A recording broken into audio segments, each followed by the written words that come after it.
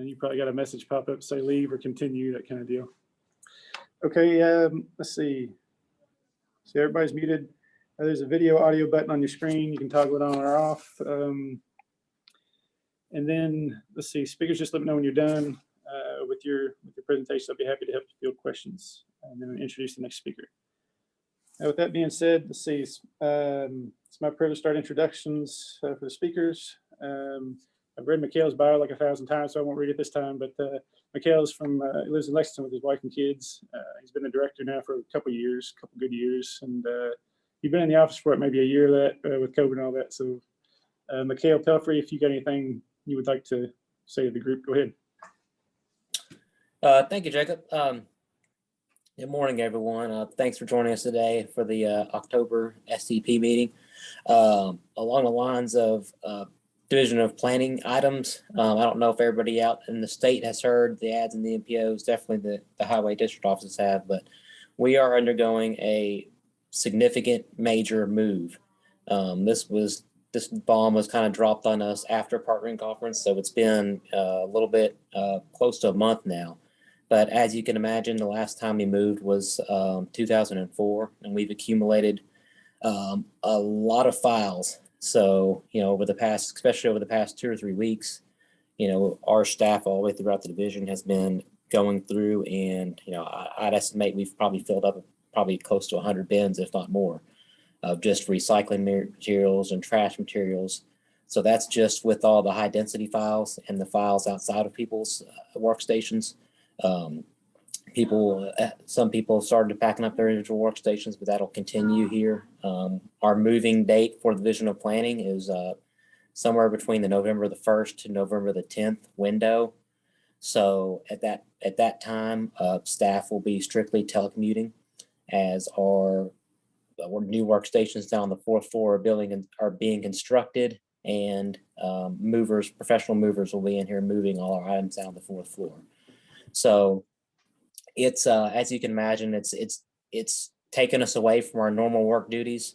It's probably half our time over the past couple of weeks for a lot of our staff has been boxing up items. So please be patient with us. We're getting things done as best we can, but this move has caused a delay on responses. I know it has for myself, and I imagine it has for staff as well.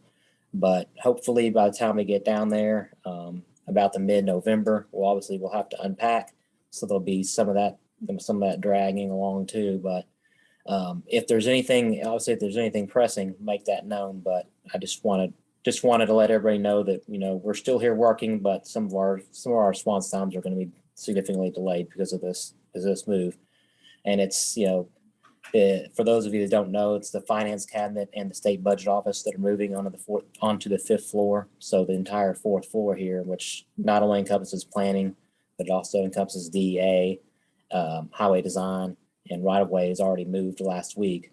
So it's been a big hindrance to be able to perform our normal work tasks. But I did want to let our planning partners know, in case you hadn't known that already. Other than that, not a whole lot to share from the director's end. I guess I'll turn it back over to Jacob, and we'll get started with the rest of the meeting. Thanks, everybody. Yeah, thanks, Mikhail.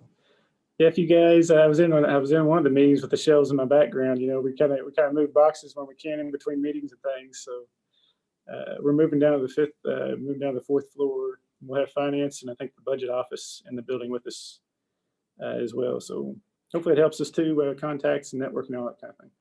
Okay, so let's see, next speaker is Jason Blackburn. I've read his bio 1,000 times too, but I'll go ahead and read his. His is pretty short. He's been working for the Department of Highways over 20 years.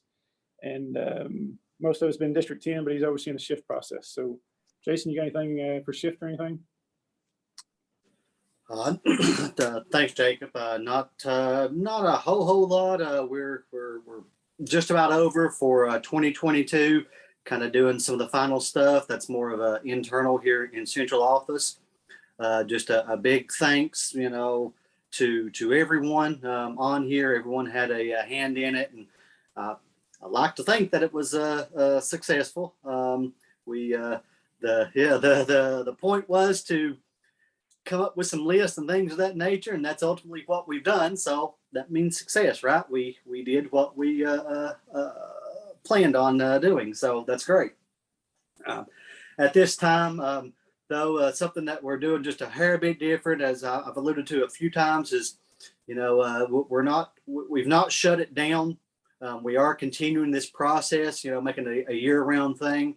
We have like 5 different studies going on with UK and whatnot, looking at the various components of shift, things of that nature, and just, you know, that continual improvement. So right now, as far as ads, MPOs, and ACOs, or anybody on here, if anybody has any thoughts or comments, that, you know, hey, this, you know, don't understand what, you know, why this was done, or seem like this could be better, you know, something like that, you know, definitely email me those aspects, so that, you know, right now, while we're starting, you know, this improvement cycle, right now is the time for us to take those and you know, try to figure them out and see if we can improve this process. So that's kind of the name of the game that we're trying to do. We want it to be as good as it possibly can get. Other than that, that's pretty much it, Jacob. Hopefully just a couple months, everybody will see the fruits of their labor, and you know, it's hopefully we'll have a good new highway plan, spending all kinds of money and building all kinds of projects. Yeah, okay, thanks, Jason. Yeah, I know it's a lot of work. I always see Jason drives up here from District 10, you know, and every time I see him in the office, I think about that. You know, it's good dedication and kind of effort you're making just to get and come up here and help. You know, hopefully all runs smooth. Daniel Holker's up here. You know, they're always chatting back and forth about what needs to be run and processes and all this information flowing back and forth. So it's a lot of stuff going on. Thanks, Jason. Okay, let's see. We'll go ahead and get into. I told Patty she might have another 5 minutes here. Mikhail and Jason didn't have a whole lot. Patty Dunaway, I read her bio last time. For this long range plan, I sent like 4 or 5 attachments yesterday to the group. We're going to be reaching out to the HDOs, ads, and MPOs to kind of help us with the survey for this long range plan. So Patty will talk about some of that. And then any questions that we have, it's a good time to kind of ask and clarify. So let me find her bio here and I'll read some of it. Oh goodness, you don't have to do that. Well, let me see. A lot of you guys probably know Patty already. She was chief district engineer for like 10 years, and then she was state highway engineer for a couple of years up here in the central office. Right now, she's a project manager. We hired a consultant to help us this year for the update.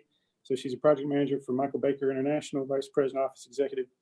And she's, let's see, scholarship student 1990. And then, the coolest part is kind of the end here, where she oversaw 4,000 employees and nearly $1 billion of maintenance construction work a year over here at the cabinet, and helping kind of the Kentucky Highway Plan. So, you know, Jason, all this shift kind of stuff fit into all the highways. So Patty saw all this process, so it's good. I'm glad that we were able to get Patty to help us with this long range plan. She understands the nuts and bolts. So with that, Patty, go ahead. Patty's from Litchfield with her husband, Jerry, 2 daughters, Dawn and Terry, and she's got a grandson, Keller, out here in the background sometimes in meetings. Yeah. Right, Patty, go ahead. Okay, thank you. Jacob, did you want to share the slides? Yeah, let me share the presentation here. Okay, but yeah, while he's doing that, just thank you again for having me back to update on where we are with the long range statewide transportation plan update. As Jacob mentioned, and following up there from, you know, Mikhail and Jason, you know, this is an important part of the overall plan for KYTC as they, you know, put together each of the recommended plans, you know, every couple years for the legislators. And, you know, we are taking a look out to 2045 and how we can kind of set up, you know, the goals and policies. So yeah, so today I'm just going to kind of give you all a quick overview. You'll see there on that second slide that we, like I said, are in the process of updating to take a multimodal look at the future. Jacob, if you want to go to the next slide, thank you. And like I said, the main purpose of each of these long range plan updates is to make sure that we are looking ahead. We project out that 25 years and we look to make the goals, the policies, make sure we're meeting the needs but ensuring that we are looking at all modes of transportation so that we can get a full view of the entire state and the transportation system that we all depend upon. With this plan update, I think I mentioned it last time, we will be having an implementation plan as part of it. So I'm excited about that. That's something new for Kentucky. Like I said, I've kind of come full circle, worked with the District 4 folks there. I saw Kevin Young, and I think Kevin Blaine possibly might be on too.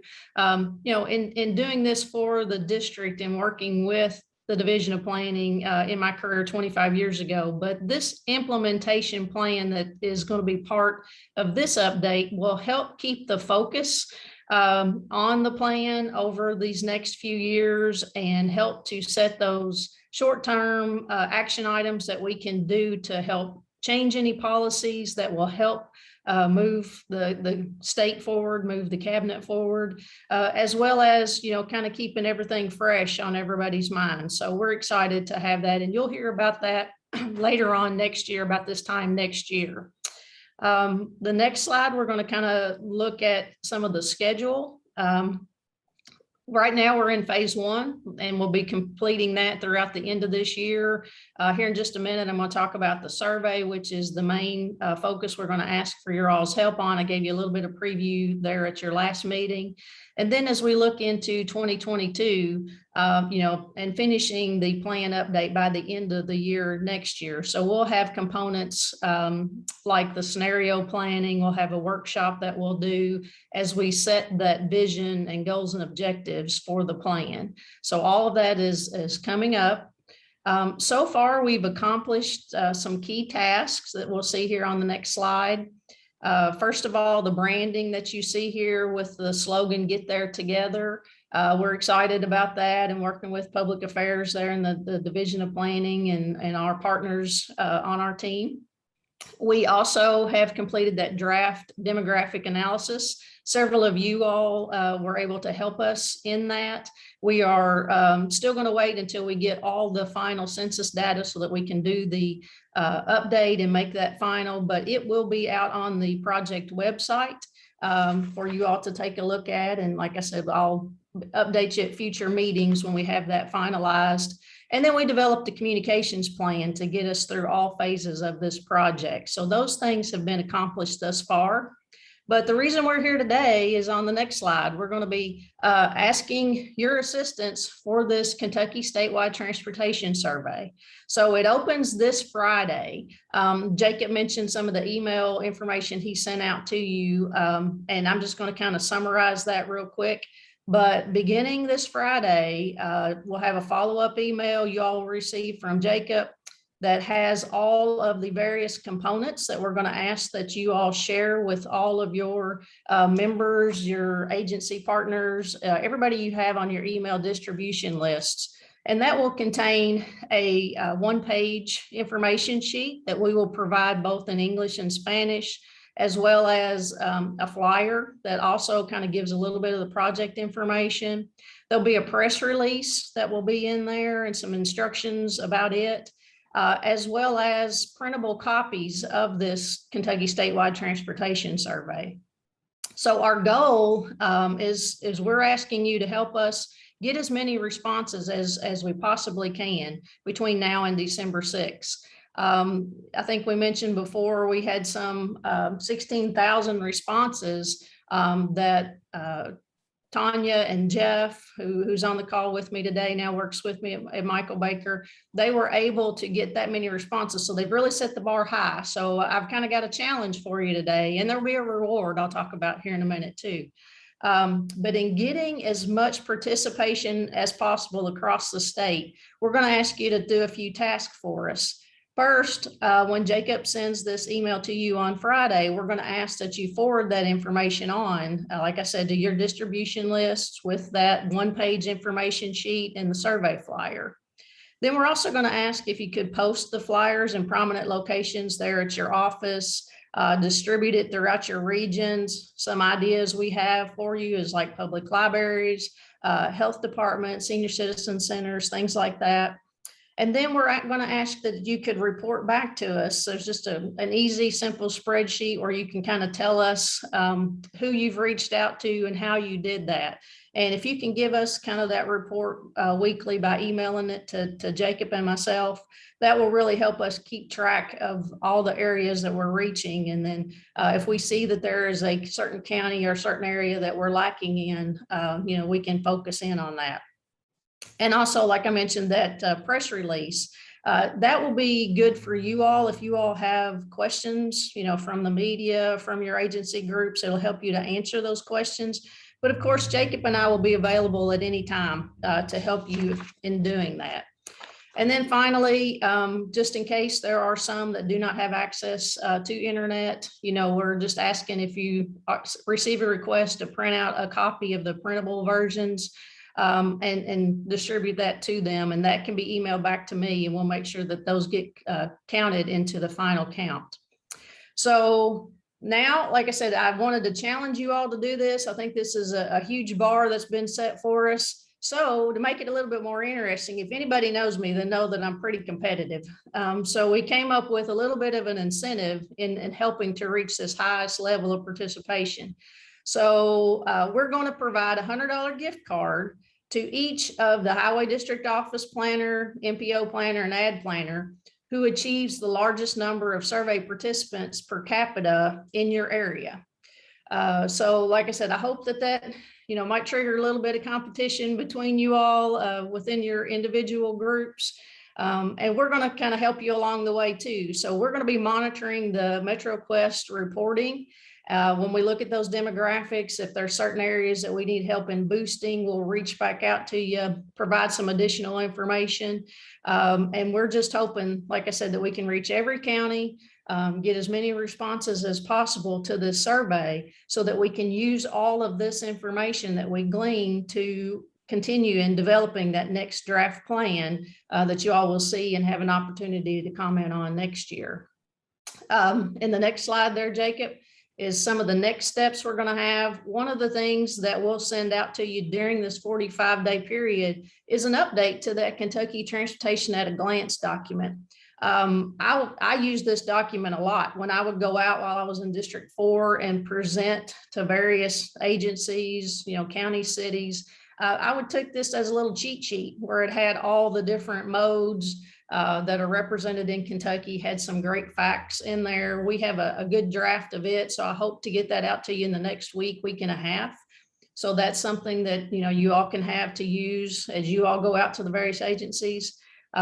Next meeting we have with you all, we'll give you an update on the survey report, after it's finalized, as well as discuss the scenario planning and kind of the schedule for the draft. But like I said, today, our main focus is asking for your help. I greatly want to thank you up ahead of time because, we value your time and your energy and just thank you ahead of time for what you're going to do to help us in this outreach. So Jacob, I think that's all I had. If you want to see if there's any questions.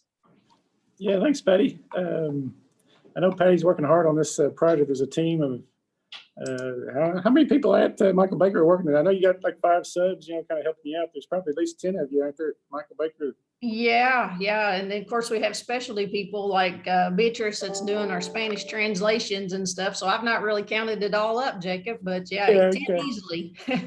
Yeah, I get whatever 5-10 emails a day. It seems like sometimes, but I know you're working hard on it, and we appreciate all you guys are doing to help keep it all organized and running. And we're trying to get the thing done in 18 months. So I don't guess I can compete in that $100 thing, can I? Well, no, but you might be able to bribe one of the district office planners. They might, they might be willing to split it with you. I don't know. I'm just kidding. So let's see. Yeah, $100 gift card is kind of nice and simple. As per capita, I guess. So we got a huge population. I guess a percentage of whoever has the highest percentage make it fair. Okay, let's see. Does anybody have any questions for that? Let me look at the chat box. We did this. Maybe should we do the vision exercise with the group? Should we have them type in the chat box the ideal transportation system for 2045, and then we'll just chat. That'd be kind of an icebreaker for the group. If you guys can think, we met a couple different times with the executive committee, and district planners and that kind of thing. And we reached out to the multimodal industry. So if you guys can put your thinking caps on and think of the ideal transportation system in 2045 and write one word or like a short phrase in the chat box of which you think that is.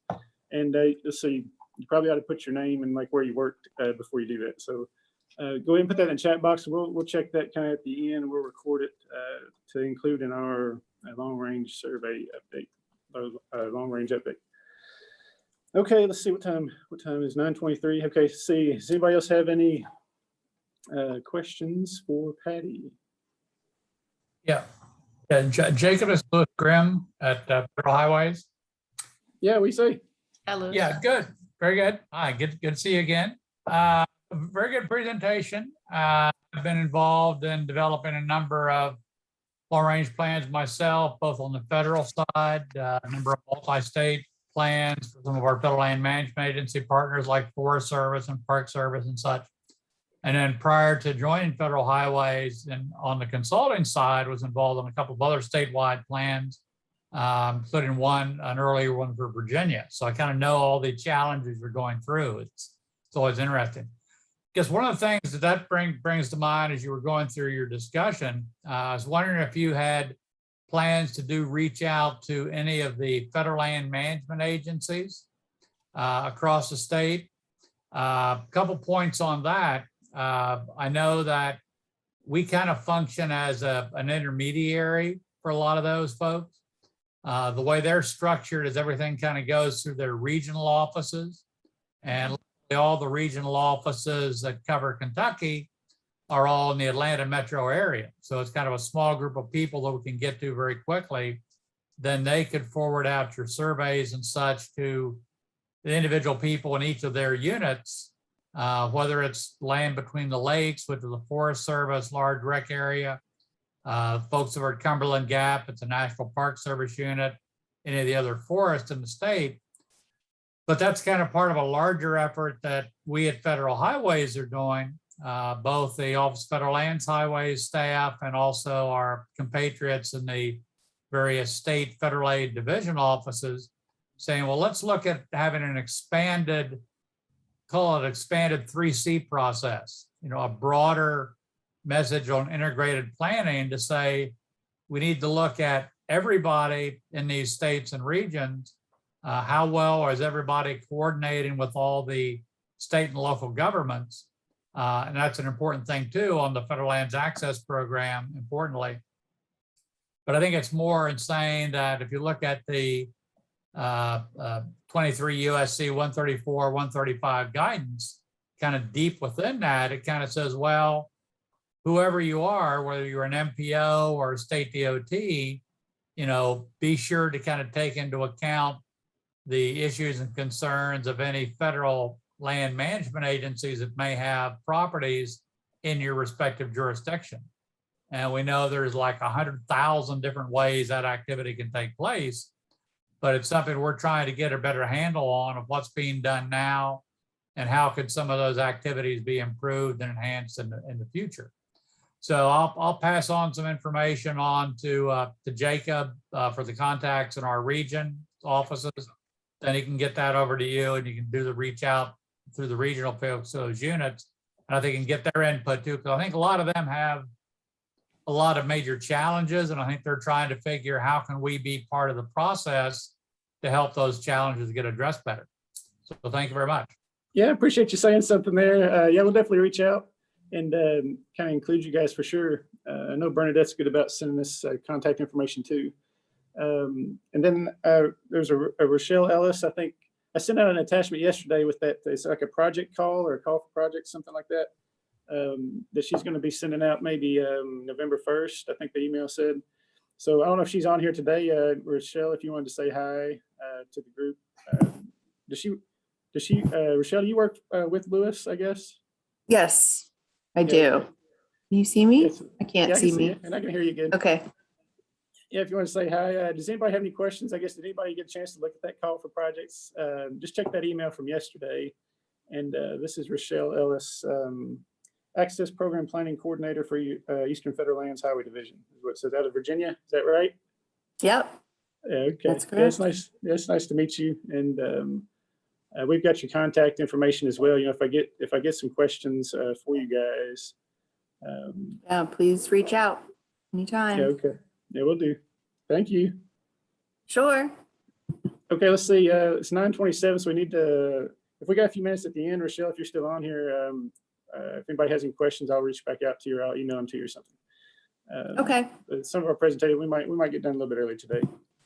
Okay, so let's see. Next speaker on the agenda. Thanks, guys, for being here today and kind of participating, and the audience for your kind of listening in and networking with us. So let's see. Next presenter is Chandler Duncan from Metro Analytics. I don't have a big long bio, so you'll save a couple minutes there. He's working on the Kentucky statewide river port study. And Chandler, were you able to get on today? Chandler Duncan from Metro Analytics. Yeah, I'm right here. Can you hear me? Yeah, hey Chandler. Howdy. I'm going to see if I can share my screen if I have permission to do that. Yeah, go ahead. All right, give me 1 second. Okay. Can y'all see it? It's coming. It's starting. Yeah, there you go. Just put it in whatever slideshow from beginning, I guess. There you go. I can see it. Okay. Hold on. There we go. All right. Hold on here. All right. So yeah, I will go from here. So thank y'all for inviting me to present on the Kentucky Report. Really, it's the highway and rail freight analysis study, even though it's focusing a lot on the changing market of Kentucky's river ports. So I'm going to share today some of the work that we've been doing, what we've been learning in the study, as well as how it relates to some of Kentucky's overall planning and then where it's headed. And would be very interested in any questions or comments that y'all might have about what we're doing here. So just in the way of context, Kentucky's waterway network obviously is a very significant asset for the state's economy. The Ohio River is obviously the principal waterway that is using the system. It's connecting Kentucky to the Mississippi system. It's also connecting Kentucky to waterways throughout the United States, as you can see on the slide here. The Kentucky's waterway network has been serving not only Kentucky, but the United States for over 200 years, and has played both a really important economic role as well as a strategic role in many of Kentucky's industry sectors, but also especially in the energy sector nationally, and as well as food manufacturing and some of the most essential staples of the national economy. Kentucky has 11 public river ports, which are a particular emphasis of the study. They're kind of shown with the small dots on the map here. They handle a significant amount of freight and have for quite some time. However, there are actually significantly even more private river ports in Kentucky that are also managing significant tonnage and value of commodities in the state's economy and serving the nation's economy.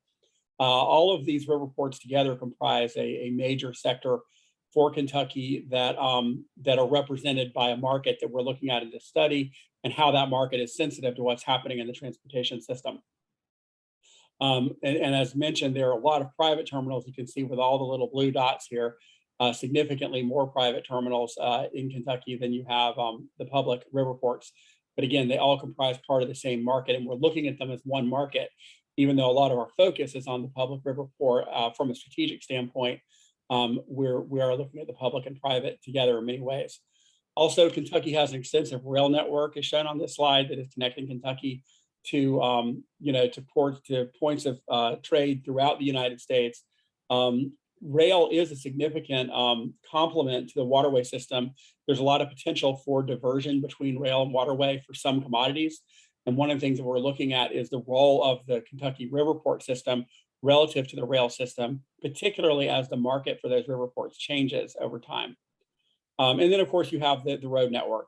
There's also significant opportunity for potential modal diversion for some commodities, particularly as you can see here, some of the grains and food products and other products, that even plastic and rubber and chemicals that might move by truck, that can on certain hauls potentially become markets for the waterways and might move more efficiently on the waterways. One of the constructs of the study that we're doing is we've been looking at what we call the hinterlands.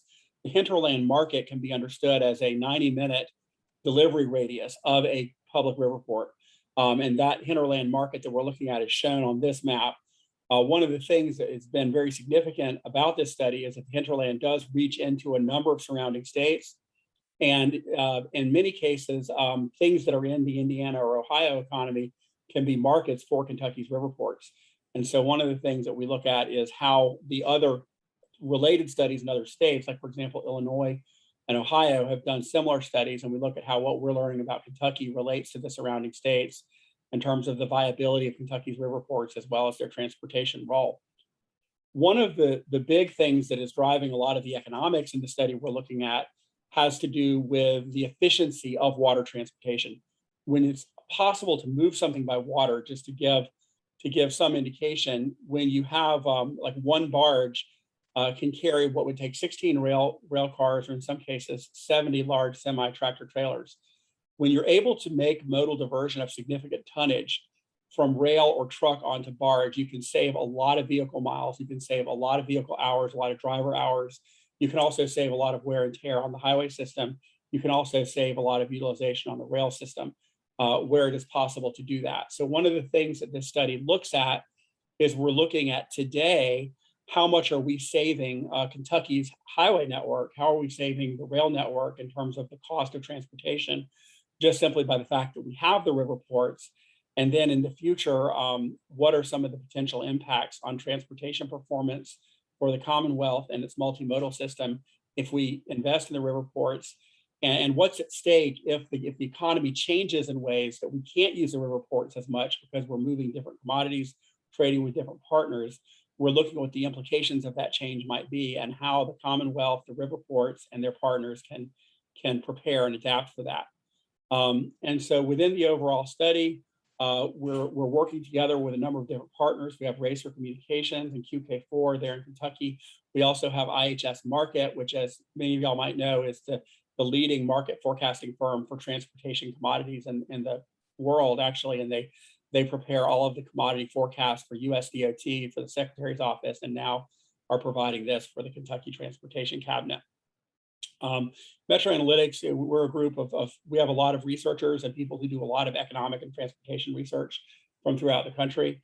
And we've been bringing a lot of national insights as to how what's happening in Kentucky relates to what's happening elsewhere. Through the process of the study we've been engaged in, we're looking to do a lot of different things here. There are a lot of different elements as this report comes out that y'all will want to look at when it comes. One of which is obviously we're looking at a guiding investment in the promotion of the public river ports in Kentucky. But we're also looking for ways the Commonwealth can enhance its efficient utilization of the ports as part of the overall transportation system, leveraging the ports for economic development. You look at the Ford development recently, and where does waterborne commerce fit into that value chain? Are there ways to get more opportunities like that if we can leverage river ports as part of the transportation system? Also looking at how the river ports will be able to promote and market themselves in a very dynamically changing economy in terms of what they're moving, understanding and quantifying how much that market could move around and what that's going to mean. As well as one thing that may be of interest to people here is we've been able to work with Scott Thompson and bring all of the new forecasts, not just for the waterborne commerce, but for the trucks and the rail. We have new forecasts of all of the freight movements, including heavy commercial truck traffic on Kentucky's highways, which has been a byproduct of this study. And that is going to be available in the Kentucky statewide travel demand model, which is used in a lot of planning projects, obviously.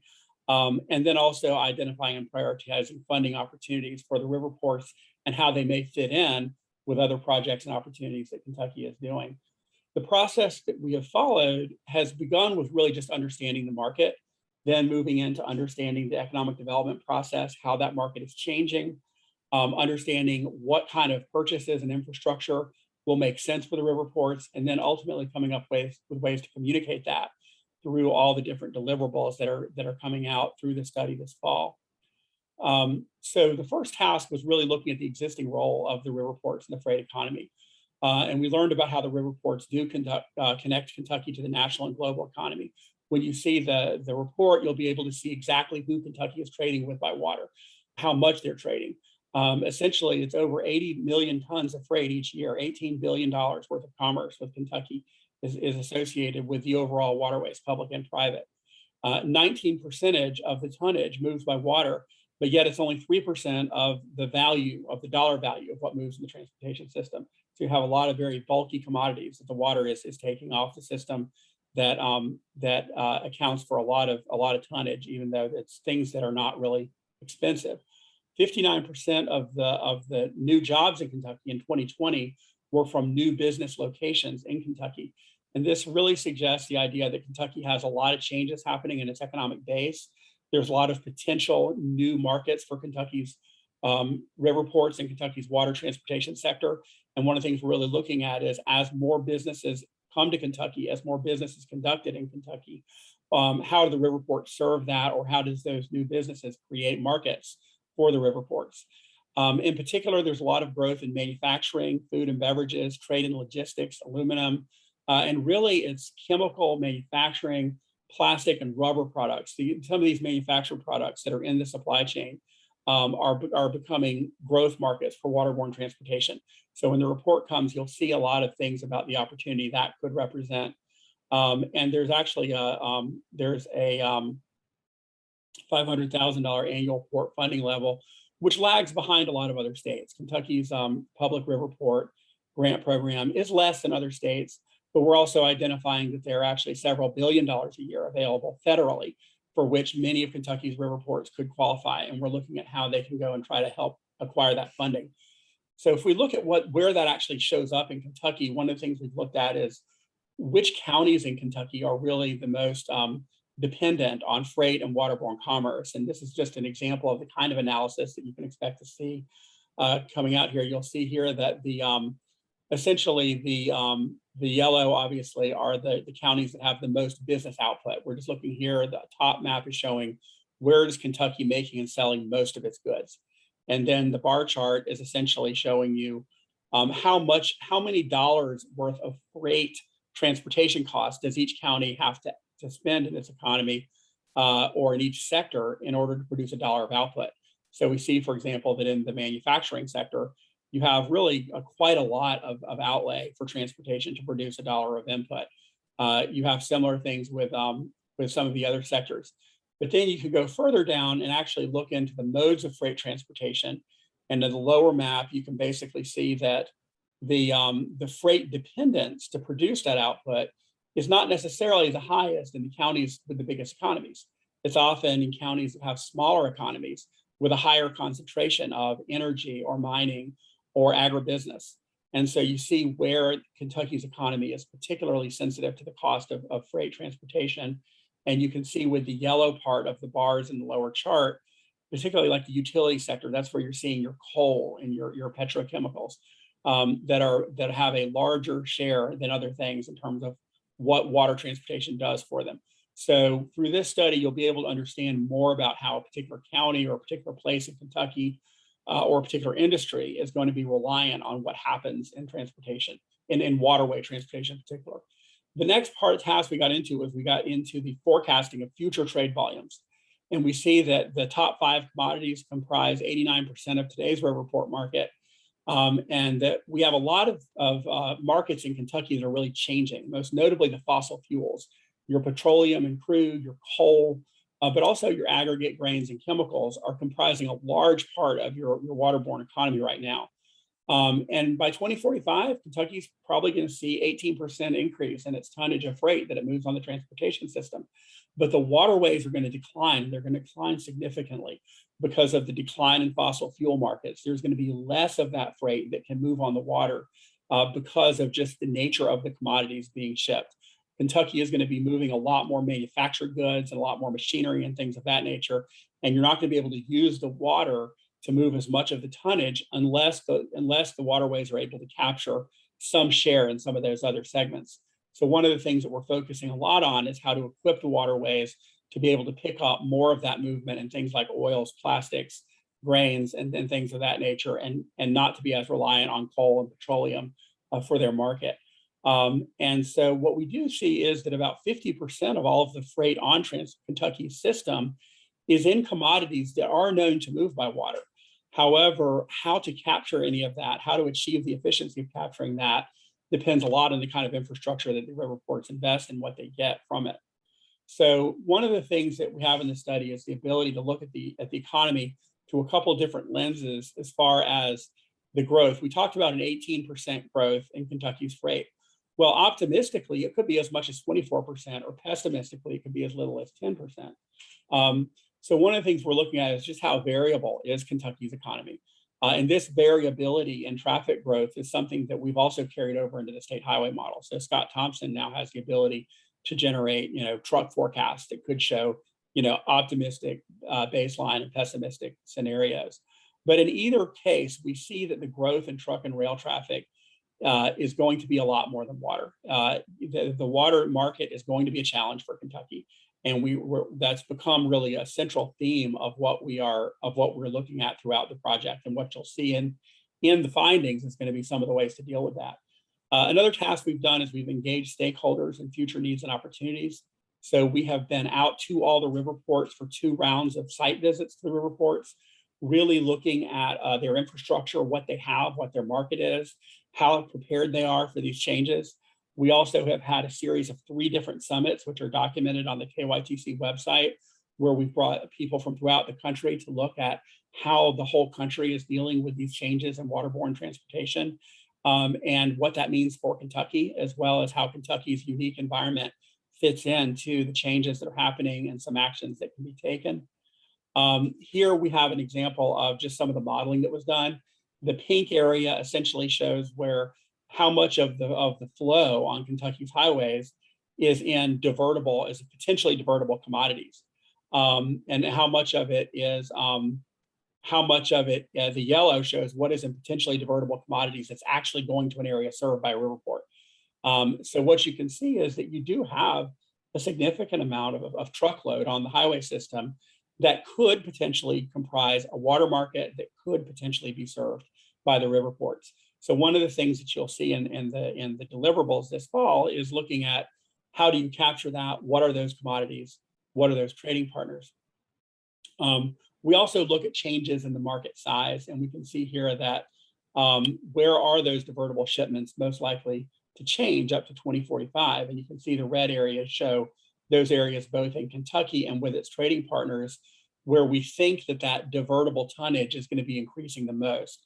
And this is becoming a helpful target for the Economic Development Cabinet, as well as for the river ports, to try to look at, okay, well, where do we go if we want to utilize the river ports to capture a better or bigger market from the areas that Kentucky is trading with. And so in task 4, we've started looking at investment and performance scenarios. And this is really where we get into the idea of, okay, well, what infrastructure are we actually thinking about investing in the waterways based on the capital programming that they have now? And that's based on a lot of dialogue with the river port directors, but also where can you get the money from it? Of those billions of dollars out there nationally, where is Kentucky's money going to be for that? Where is that going to come from? And then if you're able to do that, what are the benefits that you can demonstrate for investing in river ports in terms of dollars, but also in terms of the jobs, the gross domestic product, the business sales that are possible from Kentucky, if you have that efficiency, those dollars saved in business by being able to move things by water in the future. And there's a technical memorandum that actually has just got the comments back from the cabinet about where that's documented. But just a little picture of kind of what we see is that there are kind of 3 different levels of investment or investment packages looked at for the river ports. On the one hand, you could just preserve the river ports as they are without taking into account a lot of the economic change. That's about $12.3 million over the next 5 years. And that's a program that is actually largely funded right now through their revenues and other things that they have. But to really optimize the port efficiency, to modernize the river ports, to make them competitive, could be up to a $42 million investment cumulatively. And then to actually buy the new infrastructure and to pivot, to be able to handle the different commodities of the changing economy, that could be a $134 million investment. But all of this could very well be within the billions that are available nationally, but it goes far beyond the grant program that Kentucky has now. We look at what the peer states are doing, and we see, again, that in Kentucky, you have a $500,000 program. Certainly, if you look over to Ohio, or if you look at Illinois, or if you look at a lot of the other states, they do have very aggressive programs. Many of the cases like Florida, for example, where you have an ocean state, you expect to have a very aggressive program. But we look a little bit at the context of, what Kentucky is investing relative to what the other states are investing to see how the river ports can position themselves. This slide just kind of gives an example of, I mentioned that there were several $billion. This is from the U.S. Maritime Administration, and we've looked and seen that there are over $41 billion of national funding that potentially is available for water ports. Where is Kentucky's piece of this? So one of the things that will come out of our study is a map to, okay, where should Kentucky be going for its funding? What is the mechanism for doing that, particularly given the unique economic challenge of the restructuring of that market? Because Kentucky is going to have to get more than its share of riverport business in some of the emerging sectors to make up for what they're going to be losing in coal and petroleum. But here we can just see that for any of the different levels of investment, the business as usual, the optimization projects to modernize, or actually the new expansion to handle the new commodities, the available potential funding is always more than what is needed. However, that doesn't all come from Kentucky's program right now. And so finally, we end up getting into the scenario impacts in a preferred scenario.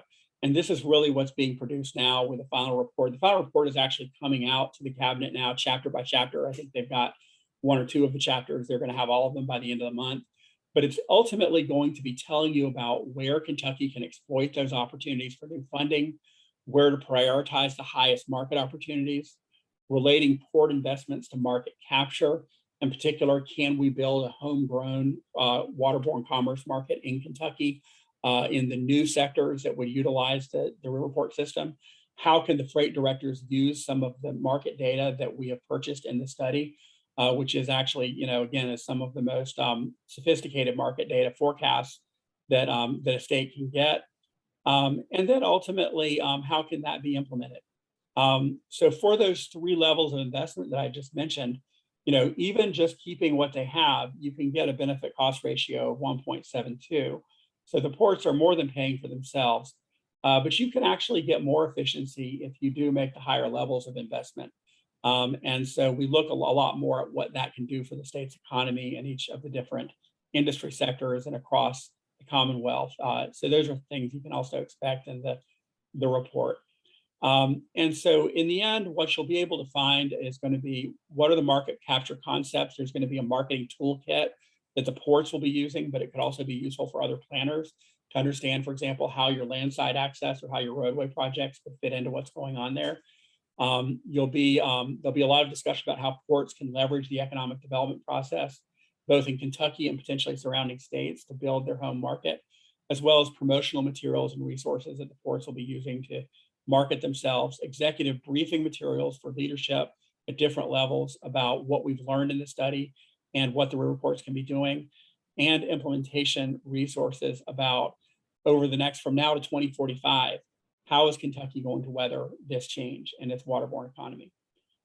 So these are the next steps. And again, right now we're in the process of really fleshing out those funding opportunities, the marketing toolkit, but also getting the chapters of the final report through review at the Kentucky Transportation Cabinet right now.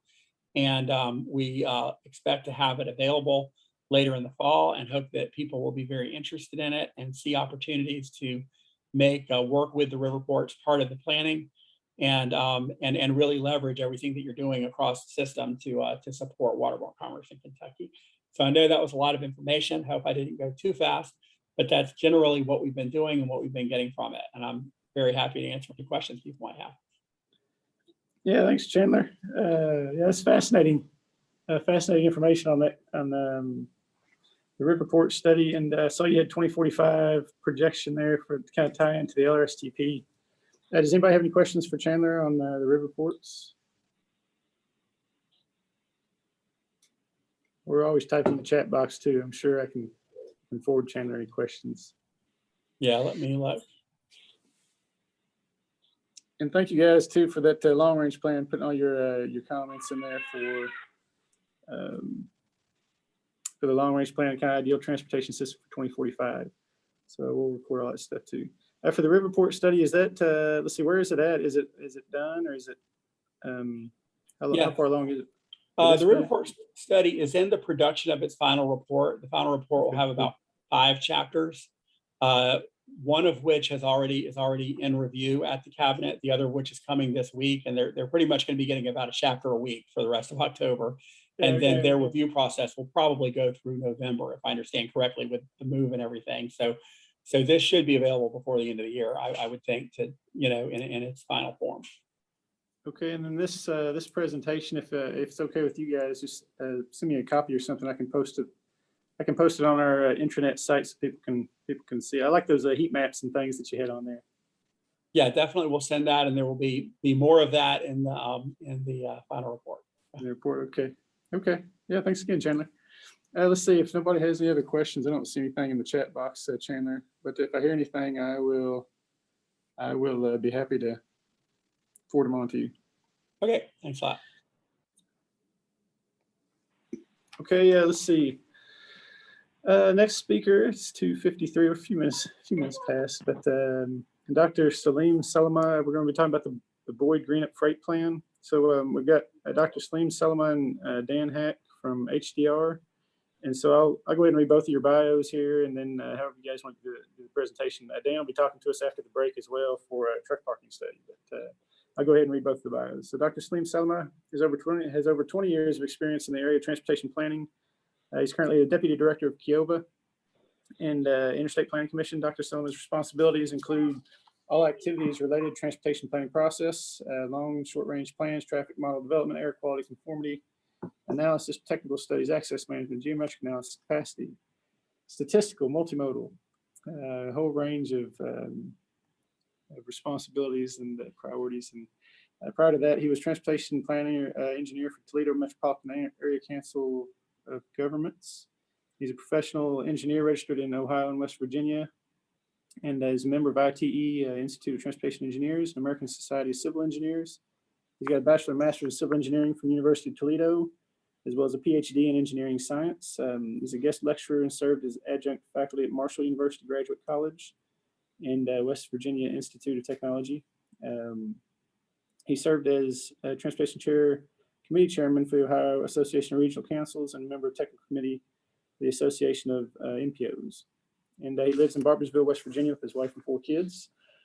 So let's see, Dan Hack is a senior transportation planner at HDR, where he helped 25 states and 4 countries improve the freight mobility, economic competitiveness, and quality of life. Dan's played a key role in the development of freight plans across the state of Kentucky. He was a project manager for Green Boyd County Freight Plan, which is this project, and KYTC truck parking study in the Kentucky Freight Plan. Additionally, he played the lead role in the development of KIPTA Regional Freight Mobility Study and Design Guide. He's active professionally. Dan's the chair of TRB's Trucking Industry Research Committee. He's a frequent contributor to TR News, Planning Magazine, ITE Journal, and Transport Dive. So, yeah, I appreciate you guys being on here, Dr. Salim Salama and Dan Hack. Go ahead for the Boyd Greenup Freight Plan. Okay, thank you, Jacob, for your generous introduction. You're welcome.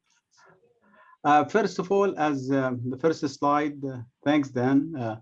First slide, as you see, in, that show KIOVA planning boundary span 5 counties. As you see, we have 2 counties in West Virginia, Cabell and Wayne, and in Ohio we have Lawrence County, and we have Boyd and Greenup in Kentucky.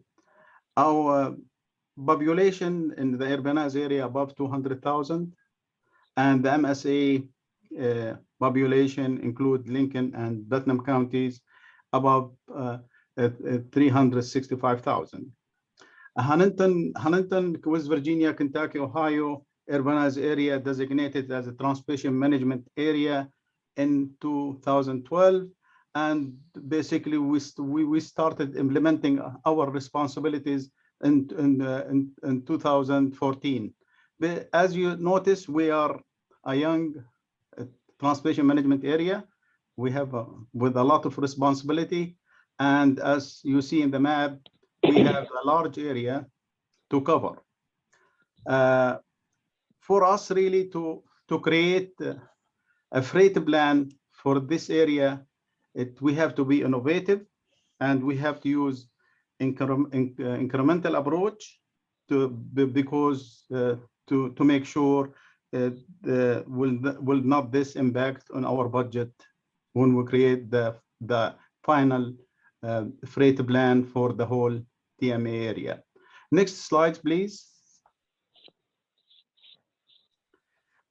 Why create a freight plan for Boyd and Greenup, Kentucky?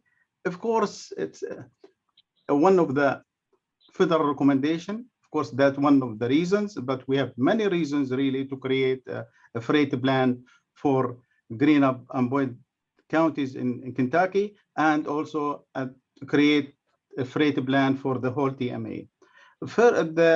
Beside the federal recommendation, based on the 2020 Huntington area TMA certification process, and we promise to create our freight plan for the TMA. Also, beside that, there's an increase highway and rail freight traffic that will cause impact in the local community. As we know, it's these days more freight delivery to residential more than businesses. And beside, freight dependent industries like manufacturing can create good jobs. Beside that, there is a lot of freight activities on the state level, either in West Virginia, Ohio, and Kentucky. And basically in West Virginia, they're in the process of updating their freight plan, and it should be hopefully started in 2 or 3 months. In Ohio DOT also is wrapping up Ohio statewide freight plan, which called Transport Ohio, in the next couple of months. And in Kentucky freight plan also was revised and approved in December 2017. And we thought we need to capitalize on this state activity and take advantage of this situation and help us really to create our freight plan for the whole TMA, was that the ultimate goal. And of course, beside that, as you see from the slide, the funding was basically the future funding, especially for the federal grant, the focus on the freight project, and we need to be ready for any future funding to be that it help our area. Next slide, please. For a project view, as you see, of course, the purpose of Boyd and Greenup freight plan was to build an understanding of the existing condition in the area and what the needs are to enhance the freight activity. Data and information gathered about the freight network will support our long-term funding and investment decision. Several activities have been completed, including freight profile, stakeholder outreach, economic development, and then we'll elaborate more in something called SWOT, mean strength, weakness, opportunities, and threat. Analysis is complete and will be addressed that, and is being used to summarize the freight needs and to build recommendation, and hopefully these recommendations are meant to shape the program and policies in our area aligned with 2050 MTB. As you see from that, basically, as I mentioned, our ultimate goal to create a freight plan for the whole TMA. That means we need, at the end, we need to integrate this Boyd and Greenup freight plan into the rest of the plans in Ohio and West Virginia. And and also we need to make sure we don't have any deficiencies in our freight network, especially the issues related to the weight limits on the freight routes going from across the state lines, consider interstate freight connection, and truck stops, something like that. That's what really our goal, and we need to capitalize on these freight activities, as I mentioned, on the state-wide level or local level, and to address the needs. Next slide, please.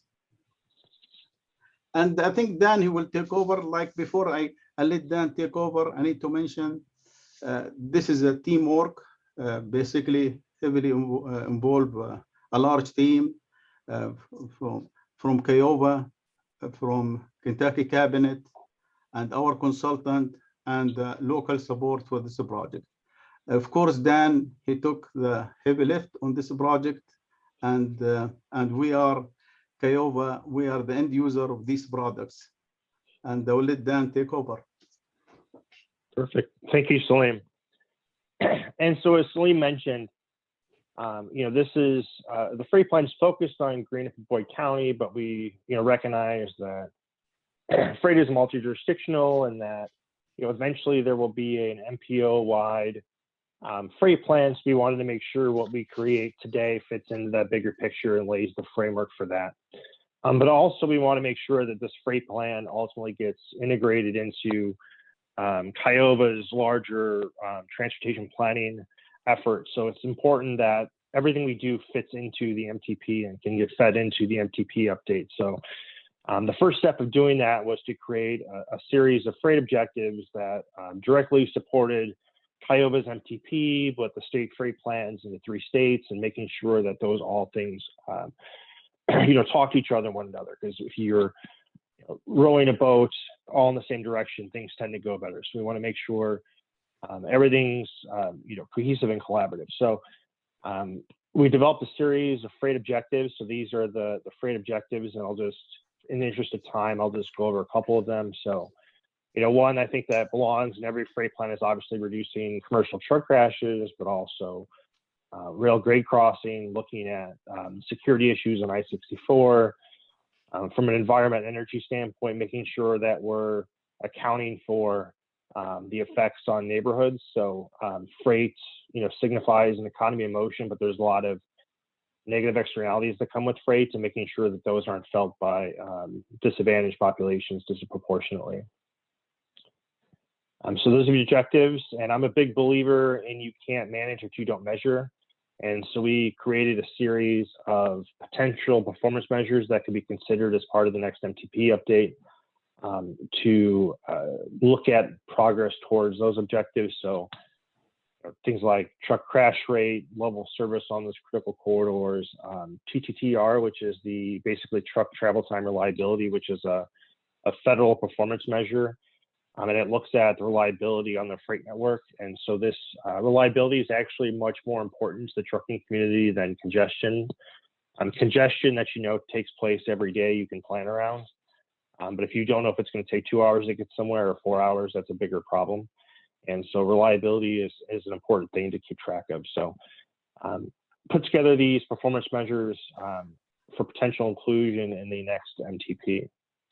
We also looked at the congestion management process, and this is something that I think is a unique thing to Kiowa. We usually don't look at CMPs as part of MPO freight plans, but when we looked at the CMP, and this was something that Salim had actually requested, they had actually had a series of really great initiatives inside of the CMP that were focused on freight.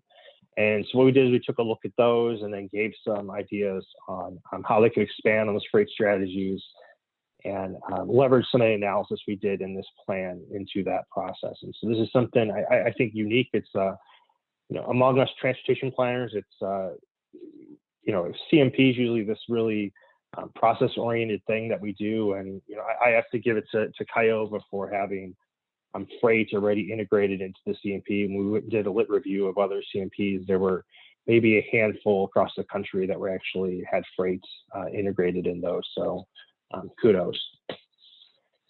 So the next major task was a freight profile. And so we were looking to define the multimodal freight network, to look at existing conditions and really get a synopsis of what's happening on the ground in Green and Boyd County. And so we started obviously with the network. And so we looked at the Kentucky freight networks, there are two, and there's ultimately the Kentucky Highway Network has 4 tiers. The first includes US 64 and 23, and these are the main corridors through the region. Tier 2 has sections of 64 that aren't included in Tier 1, and then multiple highways throughout the area are included in Tier 3, and then there's one port connection that's on US 60. We used streetlight data to estimate truck annual daily traffic.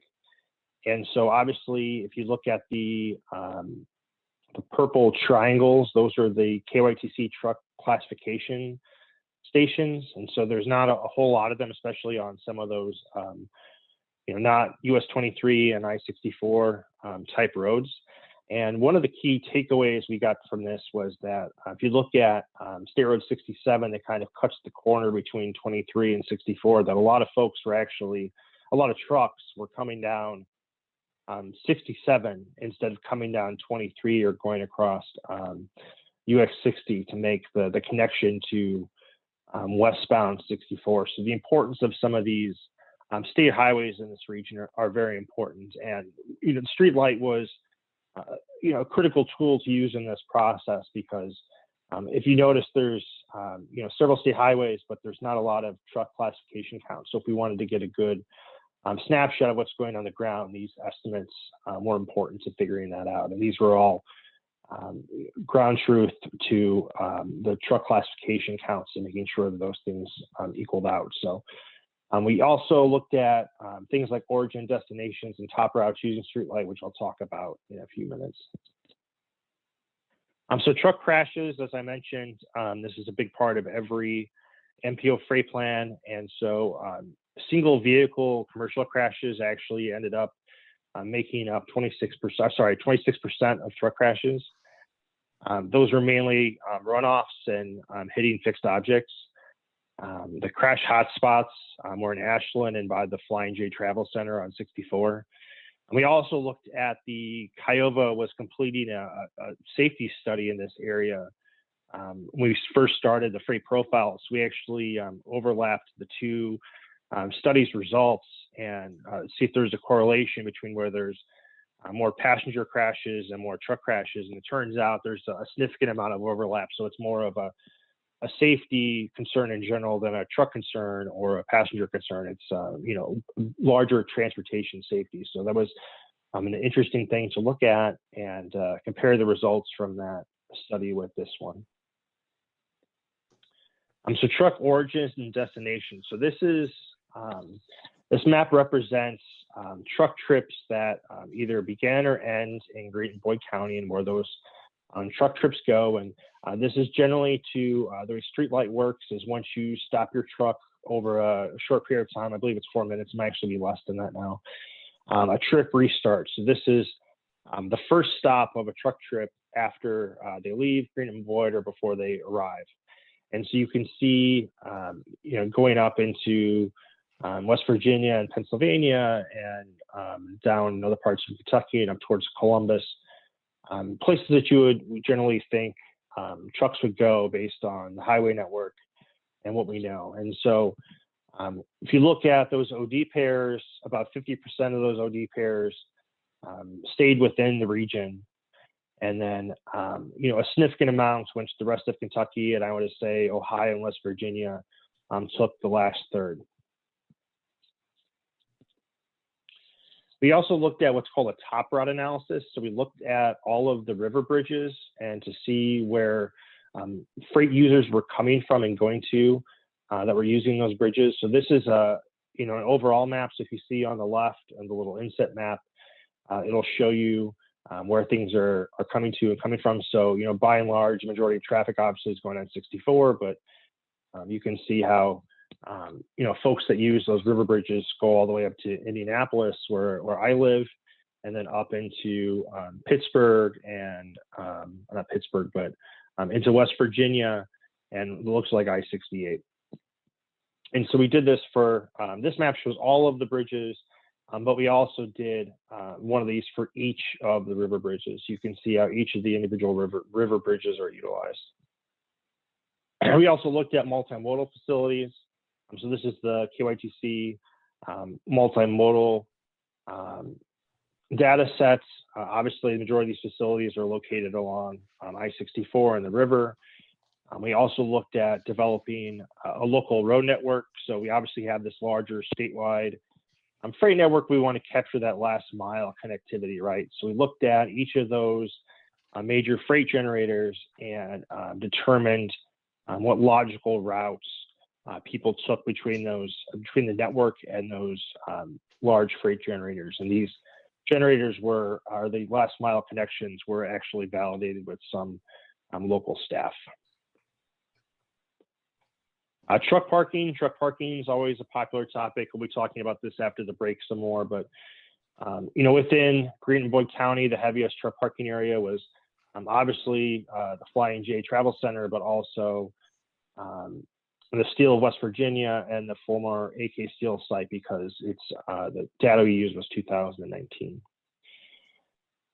Chandler talked a bit about the inland waterway system, so I won't spend a lot of time here, but it's critically important to the economy in this area. So several of our recommendations in the study is actually to implement the results of that river port study. So very, very important.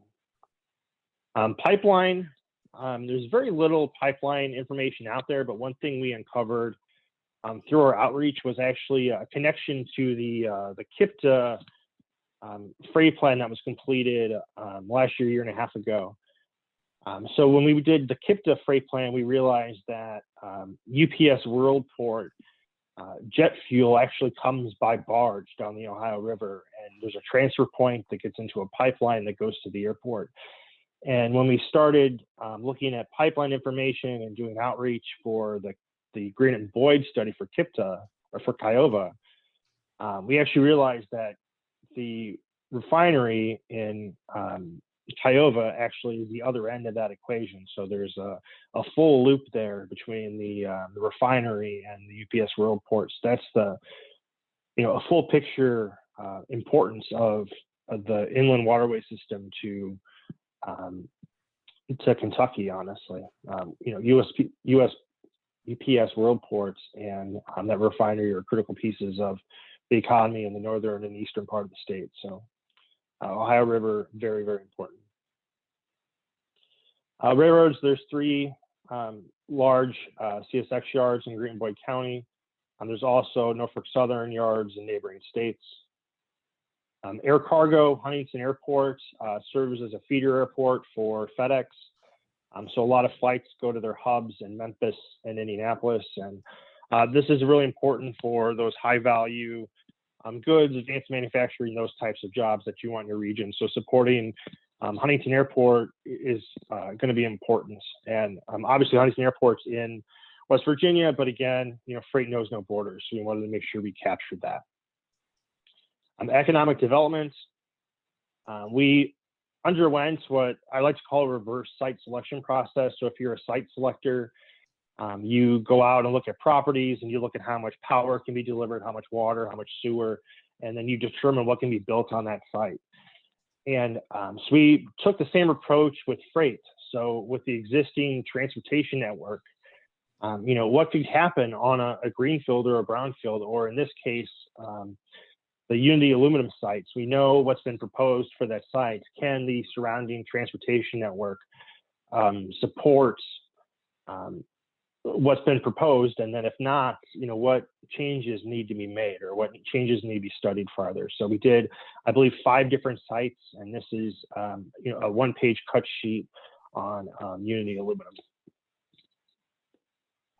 So the SWOT analysis, so we went through and captured some key takeaways from our outreach, from our data analysis, and strengths for the region. There's good rail connectivity, there's waterway access, there's relatively low congestion. You have the refinery, which is a huge generator in multiple ways, and then also the geographic location. So weaknesses, there's relatively low population density, distance to metropolitan centers. As Chandler mentioned, there's some structural challenges with coal and petroleum on the rivers, so that's a challenge to keep that market going. Additionally, some of the prime industrial sites on the river, because it's on the river, are in the floodplain, so that makes some things difficult. Pavement conditions on US 23 going up towards Ohio can be challenging. And then, overall, back to that OD map I showed you earlier, 88% of trips, or over half of the trips, are within the region.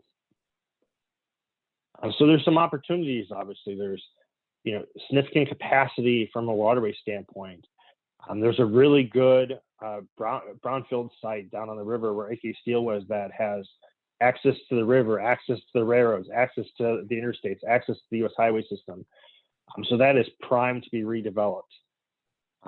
Addressing those crash hotspots on I-64 by the Flying J and the Nashville, and I think are critically important. And then similarly, the business parks that have been developed, so focusing on connectivity and access to those sites and between those sites and the river. Some threats, Norfolk Southern closed the Pritchard Intermodal Center. I know the state of West Virginia is going through a process to bring that back online, but that is definitely something that falls outside the area, but is important to the overall future of the economy in this area. Additionally, as I mentioned, the AK Steel site has huge potential, but there's also some costs associated with bringing that brownfield back online. So that's important to consider. And then also the reliability of the Ohio River from flooding to low water events to lock and dam issues. So some recommendations. We looked at recommendations in two ways. We looked at policies, programs, and partnerships, and these are more of the qualitative recommendations than actual projects. We went through a prioritization process. So I know we're running a little over on time, so I'll go through these pretty quickly. So from a policies program standpoint, we went through, and as I mentioned at the beginning, we want to make sure we're lining things up with the MTP and then freight objectives, and everything else flows up underneath it. So we organized all of our recommendations by MTP goal and their corresponding freight objectives. So for example, this one's state of good repair. So, looking at developing asset management plans and deploying bridge sensors on some of those, higher use truck corridors, way in motion technology, pavement rehabilitation on that US 23 corridor. And then also something that came up was coordinating multi-state communication efforts to drivers when one of the bridges closed. So with 3 states, there's folks coming from 3 different directions across those bridges, and making sure that all 3 states' communication efforts are coordinated to allow adequate detours to take place. Economic vitality, so looking at implementing those river port study suggestions, working with economic development officials, leveraging those river access points that are underutilized, and then looking across the river at the Huntington Airport as well. Operations, so looking at travel demand management to get car trips that don't need to take place on corridors off of major freight corridors. So it's a way of creating, if you look back at COVID, when the country shut down, there were all these stories out there about how trucks are moving around at record speed, and a lot of that is because there were less cars on the road. So just as adding lanes could add capacity, so could removing trips that don't need to take place at certain times. So I'm looking at things in a different way. I'm also looking at microtransit and mobility as a service to solve some workforce mobility challenges. So a major challenge in the freight community is getting employees. And a great way to help doing that is by supporting folks getting to work. So make sure we're focused on that side of things as well, not just moving trucks and trains around quicker. And then improve signage. Safety, so looking at Operation Lifesaver and integrating freight more into that next generation safety study that Kyoba does.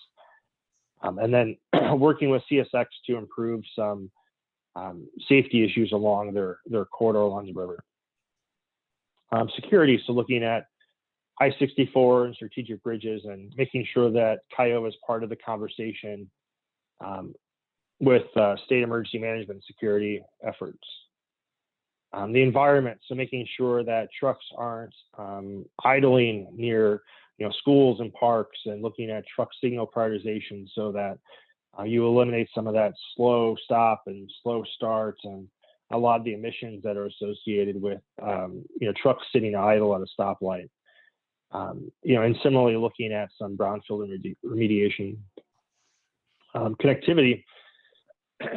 So looking at leveraging the position. I think you have significant railroad presence, you have a significant maritime presence, you have a significant highway presence.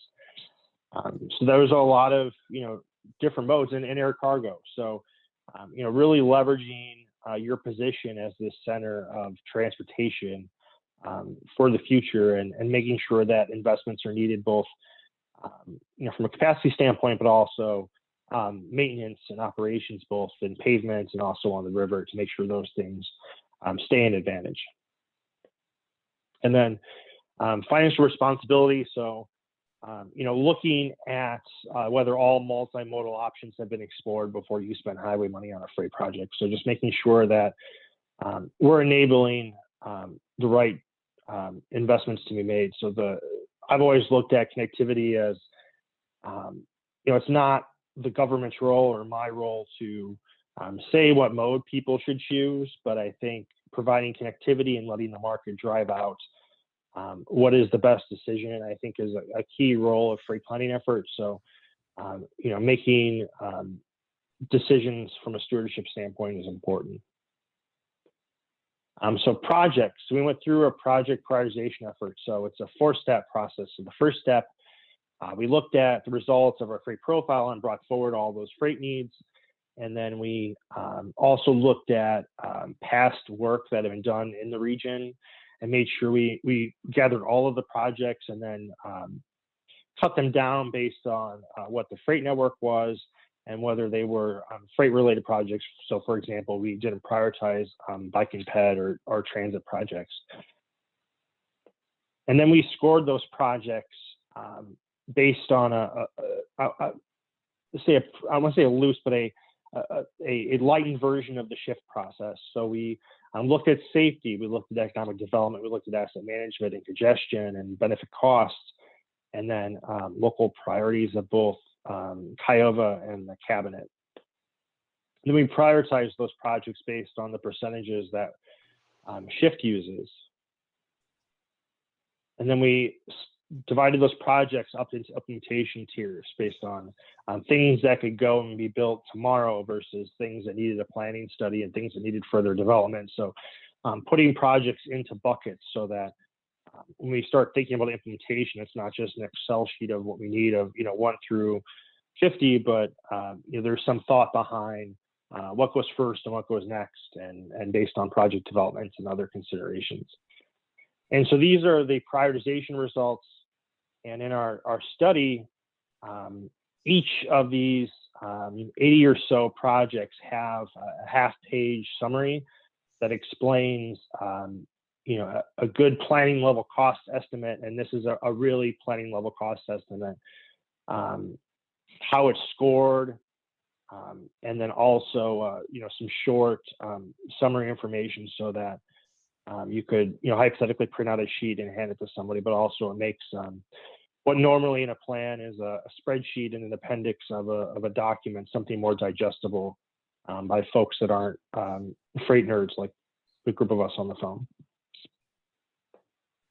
And with that, I know we're a little over, but wanted to thank Salim and Jeremy again for the opportunity to work on this project. It's been a great study. We started this pre-COVID and then went through doing outreach and other activities online. So Salim and Jeremy have been a key partner in this effort, and looking forward to taking your questions.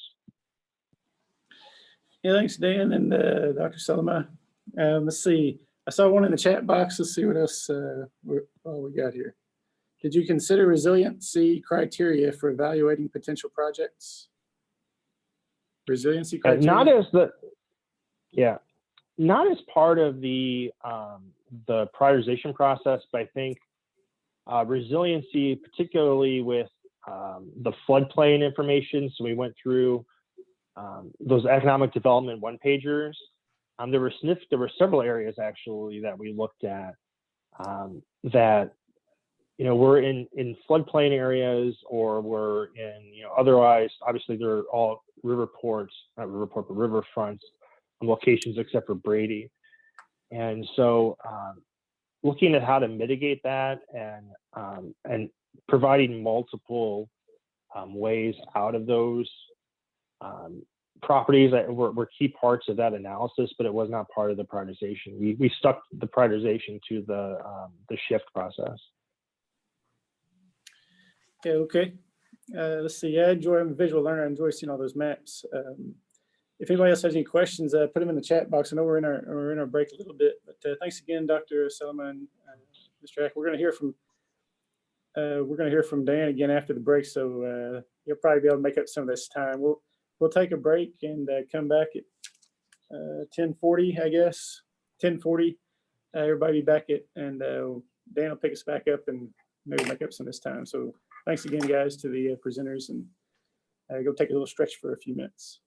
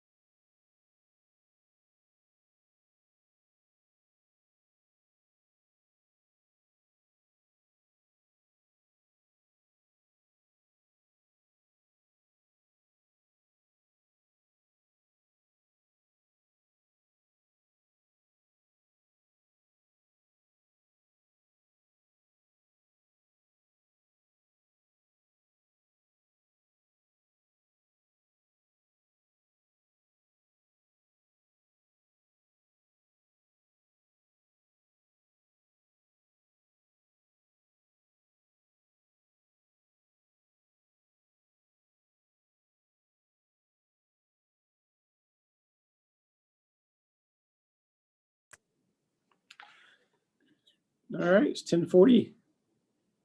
For those of you guys that wear a watch or carry your phone everywhere, hopefully everybody got a good break and stretch. On the screen, I don't think I mentioned it, but we're doing this long-range transportation planning update.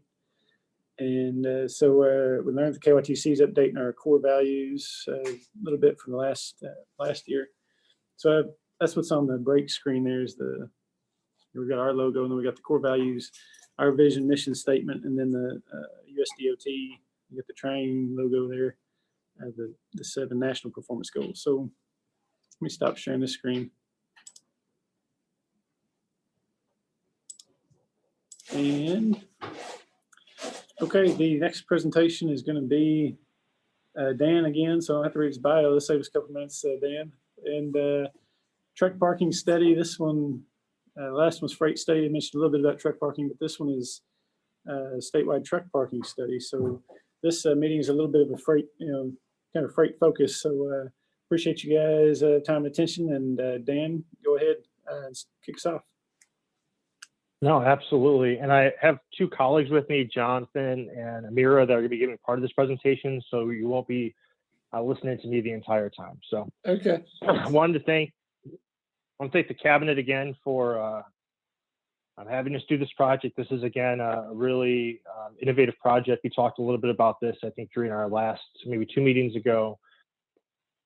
So the project goals, one, to identify truck parking supply and demand, but we're focused primarily on safety. So we're looking at trucks that are parked on highway ramps. So we're obviously looking at supply and demand across the state because that's important, but our primary focus is on improving safety in the Commonwealth. So we're looking at how do we move those trucks off the ramps, and then we're also, truck parking studies, I think in general, tend to look big picture. How do we solve truck parking across a state? And they use, let's create these innovative solutions to create P3s and all these fancy things that are legitimate solutions to truck parking. But I think the approach that the cabinet is taking is unique and quite honestly innovative in that they're looking at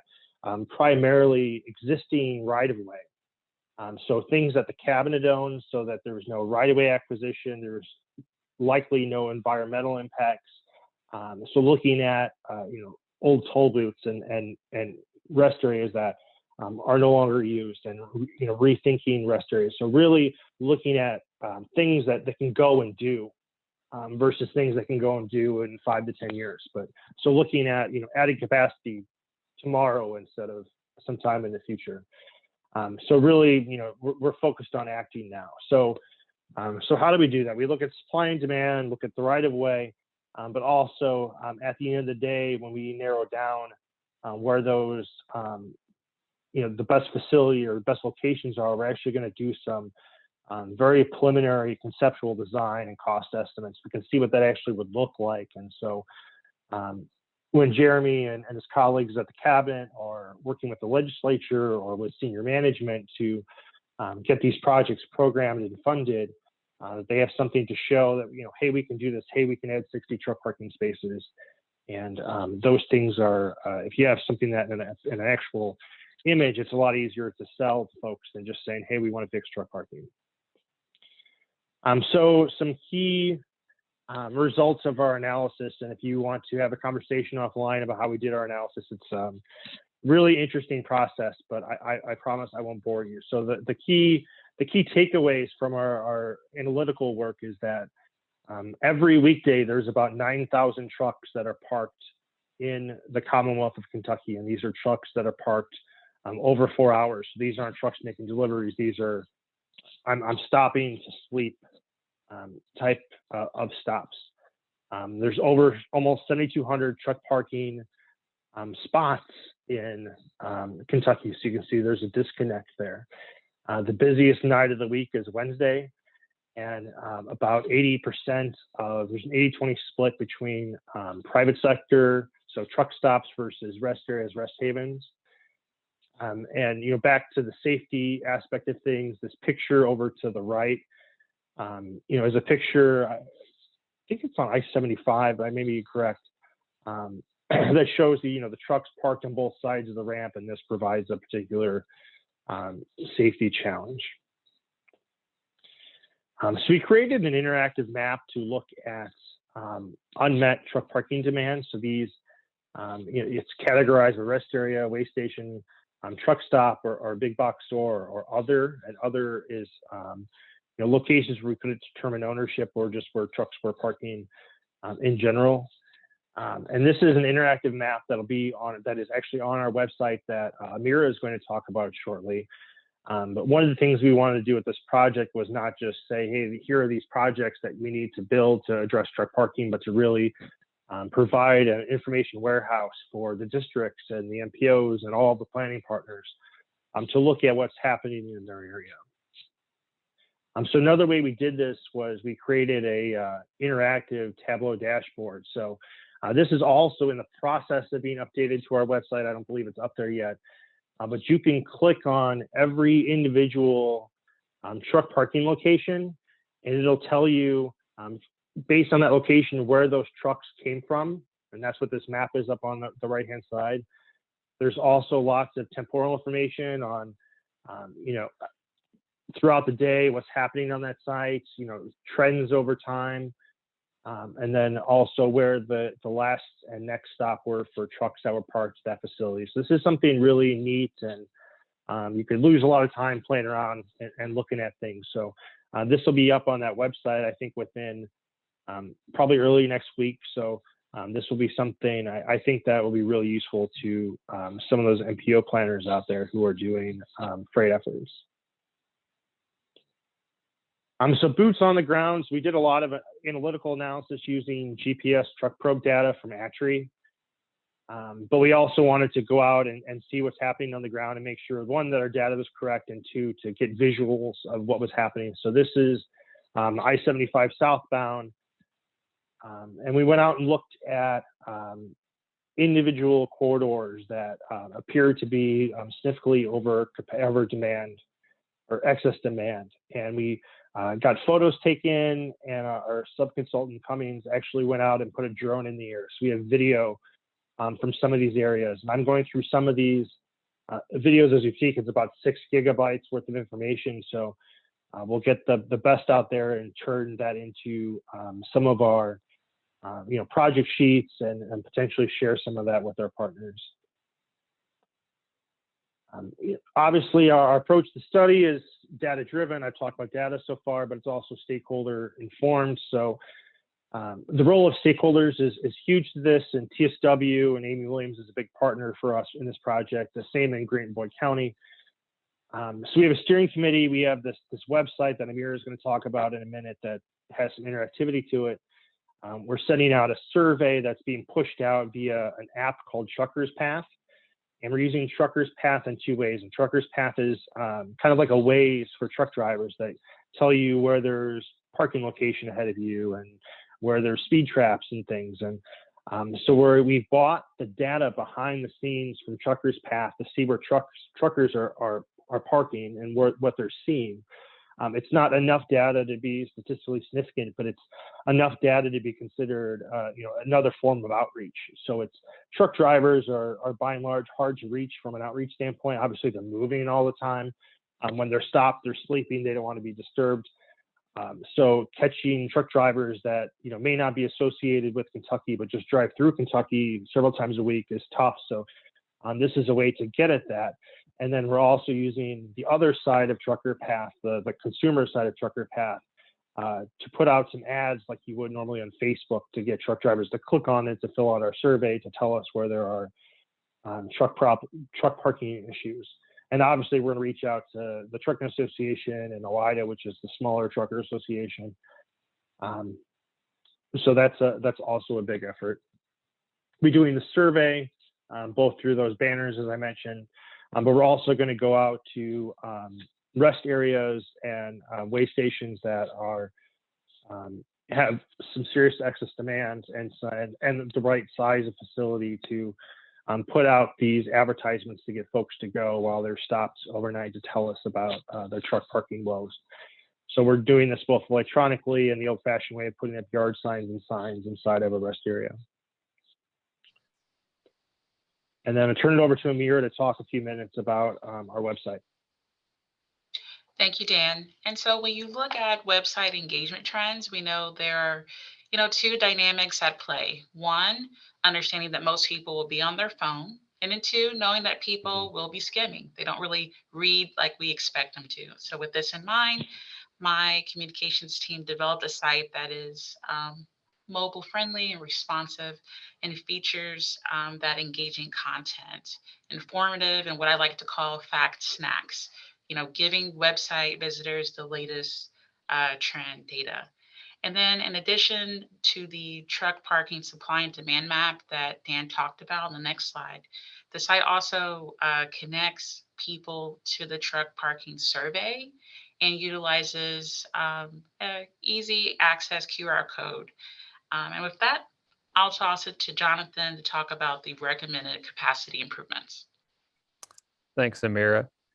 Yeah, as Dan mentioned, we wrapped up the phase of looking at the supply and demand across the state. And so the next step was to look at where we need to be proposing to improve capacity.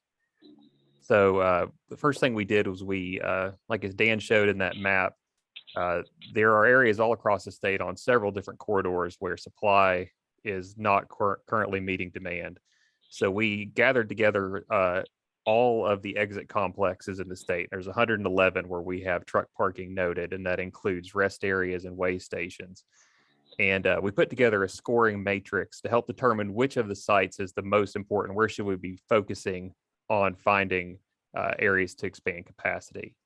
And so we put together the matrix based upon the needs of the state. And the first criteria was where we have ramp parking. The second is where we have unmet demand at way stations and rest areas. Then looking at total parking demand for the exit, and then looking at adjacent demand, meaning how much demand is there upstream and downstream, and the impacts that has. And then parked truck crashes, looking at where we have trucks that are parked either on or near the ramps. They're involved in accidents, finding those in the state crash database. And then looking at third-party lot demand, where at some of our more popular exits, we're seeing trucks that are parked at either big box stores or even just empty lots, and thinking about the impacts that those, that demand, whether, being met in other unregulated ways. So we added up all those scores, and we're able to prioritize from 1 to 111 each of the exit complexes. So next slide. So once that was complete, we started to actually look for expansion sites. And, the most important criteria was looking for areas within existing state right-of-way. So we used a publicly available real estate database, and we just scrolled from exit to exit, looking for areas that appeared to be within state right-of-way, that appeared to be large enough to construct a meaningful parking area. And so we were able to flag areas at about 80 out of the 111 exits. And then we scored those sites based upon their size, the topography, kind of how flat it was, if it looked like you could get a parking lot in there pretty easily. And then on the access, which is, how easily can we get trucks in and out of these parking lots without, having major interruptions to existing roadway or highway operations. Then kind of the follow-up, once we flagged those sites and scored them, as we got into county property records or right-of-way plans from the state archive to confirm that the state is currently the owner of those properties. And we will now be combining that prioritization score with the target site score to come up with a priority list, because as you saw, there are areas all across the state where we have unmet demand. So we really had to focus on where our where we both have the most demand and we have the best sites to decide which one should move forward into conceptual design. And so this is our next phase. We'll be actually starting and doing into conceptual design for the proposed locations. Again, these are intended to be near-term solutions. So we're looking at areas where there are within existing right of way and with limited to no environmental impact. Some of these designs might be somewhat innovative. There's not always a lot of right of way available to the shoulders like you might like. So maybe some of these are proposed inside of loop ramps, or maybe some of them are proposed in wide median sections along the interstates. To stay within existing right of way, some of these solutions will have to be creative. And then we're going to do conceptual designs. I think we're calling it a 15% design, and coming up with a cost estimate for that. And then we're going to look at the benefit cost of, how many spots can we get per dollar spent, and how do they make sense with the demand along the way. Just because we can build a giant lot along a section of underutilized roadway doesn't make a lot of sense in the grand scheme of trying to keep these trucks off the ramps. And then we're also going to look at the corridor level decisions. We're going to have some corridors like I-71, I-75 in Northern Kentucky that are all of the exits along that section score very high. But it doesn't maybe make sense to build all of our lots or all of our highest priority lots in that area. So trying to make sure that we're spreading our designs out and that we're attempting to address the situation all across the state on all corridors. All right, Dan, back to you. Yep. And so after we get complete with this capacity expansion, I think if you think about where the truck parking demand is, a lot of it's in Northern Kentucky. Obviously, there's probably not going to be enough existing right of way to handle all of that unmet demand, right? So, what do we do with those facilities, or what do we do with facilities where there's no nearby right of way? So, looking at some of those innovative ideas of, potentially doing something with a truck parking or a truck stop, but also, these TPIM signs that help meet, if you're driving down a freeway, you're trying to find a truck parking space, these signs don't create new capacity, but what they do is they try to meet up supply and demand, right? And so is there an opportunity to potentially, push some demand from a corridor down to the next rest area or down to a right-of-way space where we have capacity, but may not, or have room to build, may not have enough,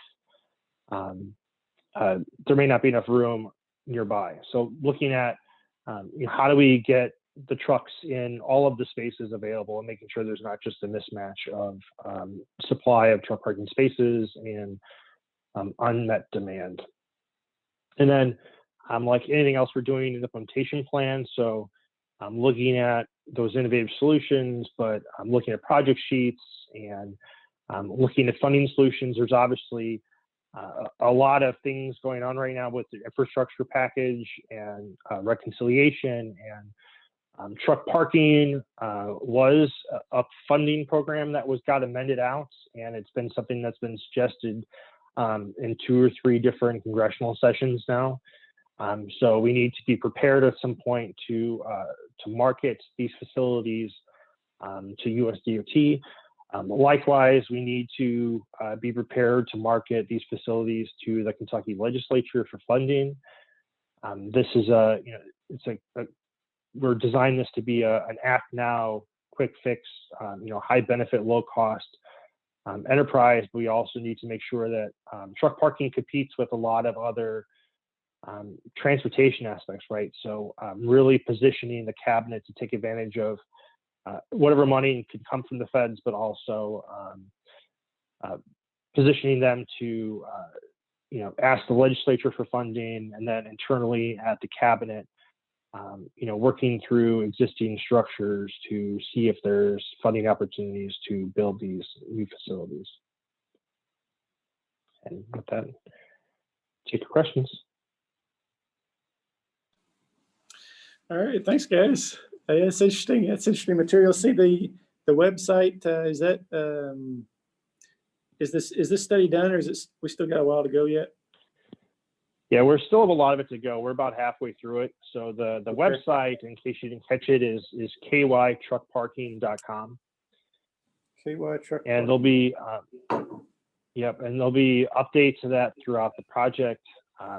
we're through the analytical task, and now we're working through that initial part of identifying where there's right of way and lining up unmet demands, and then we'll move into that pre-conceptual design, and then we'll start thinking TPIMs and implementation plan and how do we sell this after that. Yeah, okay. Yeah, if you got if you guys are okay with it, send me your Yep. like PowerPoint or whatever PDF. I'll put it on the website. Let's see. Does anybody else have any questions? Let's see. I think that was all that I saw in the chat box. Let's see. One thing I heard you say something about box stores and things. That like I see trucks sometimes sleeping at Walmart or Lowe's, but the ramps and things too. Is that part of the capacity, I guess, in the study or no? Yeah. Yes, we looked at every place that trucks were parking. So we delineated the big box store parking separately. It's part of the analysis, but we made sure we categorized it differently because the Walmarts of the world sometimes change their mind about things. So about 10 years ago, Walmart made it like company policy that they were going to allow truck parking at their facilities. And then 5 years later, it was a store manager by store manager decision. And then 2 years later, it was, we're not allowing anything because we're scared of the liability of people we don't know parking on our lots. And now it's back to kind of, I want to say a store manager by store manager decision. So we didn't want to ignore those facilities because if they close tomorrow, then all those trucks got to go somewhere. But at the same time, we wanted to make sure we were focusing on the ramps. So we found a way through that prioritization process to kind of balance the two. Yeah, that's neat. So that was part of the 9,000, whatever, 7,000 spots available. Yeah, 7,200. Yeah. Yeah. Okay. That's fascinating. Let's see. Anybody else got something in the chat box? Jessica's asking, is there a link for the survey? That's probably the kytruckparking.com. Probably has a link. The ads could possibly connect to local businesses that utilize trucking for freight movement to get some input. Are you guys talking with the ads at all, I guess? We've not yet, but we could. Okay, Yeah, and then that's a good idea. Let's see, Tony says it would be great to add the direct links on this chat for the LSTP website, truck parking study, easy access survey. So, okay. So I guess if you guys want to post the chat or send me the link or something, I'll email it or put it on the website. Okay, let's see. And Jessica, she linked something there for, she just found it for the survey. Okay. All right, yeah, thanks guys. You got us back on schedule. Absolutely. Pretty close anyway. And, if I have any more questions filter in, I'll forward them on to you guys. Sounds good. Thank you guys. That's it. Okay, let's see. Next up is Rob Frazier. He's also at HDR. He's working on the statewide freight and rail plan. And he sent me a message, said he could kind of help us get back on time too. So we'll see how that goes. Let me read Rob's bio here. Rob, Senior Professional Associate. He's been in the planning practice leader for HDR in Kentucky and Tennessee. He has 30 years experience in the field with degrees from Carnegie Mellon and UC Berkeley. His recent Kentucky freight experience includes the KIP to Freight Study and Design Guide and the Green Up and Boyd Freight Plan. He's also co-author with Dan Hack and others of NCFRP Report 33, Improving Freight System Performance in Metropolitan Areas, a planning guide. So with that being said, thanks Rob for being on here. And let's see, can you share your screen, I guess, if you have a presentation? Yeah, there you go. I hear it. I see it trying to start. Sharon. Yeah, I met with Rob, what was it, a couple days ago or something, and we did a test meeting for this. I noticed in the background, he's in Louisville. He's overlooking the Galt House. He said he's kind of right across the street from the Galt House. So it's kind of an interesting office space. Yeah, go ahead, Rob. All right, so you can see it? Yeah, I can see it and hear you. All right, very good.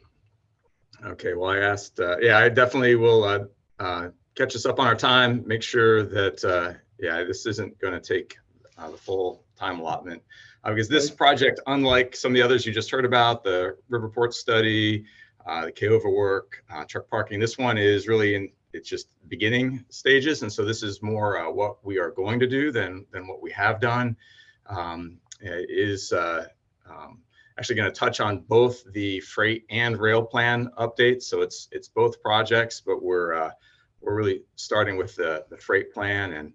And the goal here is to update both of these plans to current conditions. And we want to make sure that they meet all US DOT requirements, that they are up to date with the FAST Act. When the freight plan was published in 2017, we didn't have all of the information about the implementation of the FAST Act. So how everything was going to kind of roll out. And so we've got now more information, and we can get both of these documents updated and set the stage for USDA approvals. So that is really where we're headed, is to make sure that we get the approvals, we maintain eligibility for funding, and get everything squared away. So the context here is a little bit different. Again, also from some of the projects you've just heard about, this is really an update. It's not a new plan. We're going to make minimal changes to the document structure, but we are going to bring everything up to 2021, 2022 conditions. The plans will be done early next year. And so we want to make sure that it is as current as we can make it. And so I'm going to start with the Kentucky Freight Plan, and I'm going to go through kind of each of the sections, just say what we're doing, so you have a quick sense of what we will be updating. And if you have questions or thoughts about it, yeah, definitely we'd like to hear them. But so the introduction, again, it's getting things in line with FAST Act, and it's coordinating with some of the projects you just heard discussed, literally from Patty's excellent presentation on the long-range transportation plan, the Riverport study, the work for KOVA. OKI is updating their plan, and there's a new national freight strategic plan as of 2020. And so we want to make sure that this freight plan, that our Kentucky State Freight Plan, matches with all these other plans, and that will be a theme throughout this, that we want to pull from that information. So as we update the freight system section, there's a lot that has happened since 2017, and TPIMS was mentioned, and that's been in operation, and there's freight analysis framework version 5, so new data for the highway mode, and you got the picture here of there's changes up at the Northern Kentucky Cincinnati International Airport with Prime Air and Amazon. And so there's a lot of changes. We need to make sure that all of that gets pulled in. And you see right in the middle there, the inland waterways. We'll be pulling from the other studies, the Riverport study, which provides information, not just, as you heard, not just on inland waterways, but Chandler talked about the truck volumes that working with Scott Thompson and the statewide model. We've got new truck flow information. We've got a variety of other pieces of information that we're going to pull from all these studies and get it into the freight plan. Goals, performance measures, make sure that the goals match state and federal goals, visions, missions, anything that's been updated. We want to get that all updated. And Dan mentioned performance measures, very important. We'll make sure that we comply with all the performance measures. And I just pulled out truck travel time reliability. And we've been doing that here statewide in Kentucky now for some time. We have great data for that performance metric. And so just an example, we'll pull that information in and make sure that all is updated.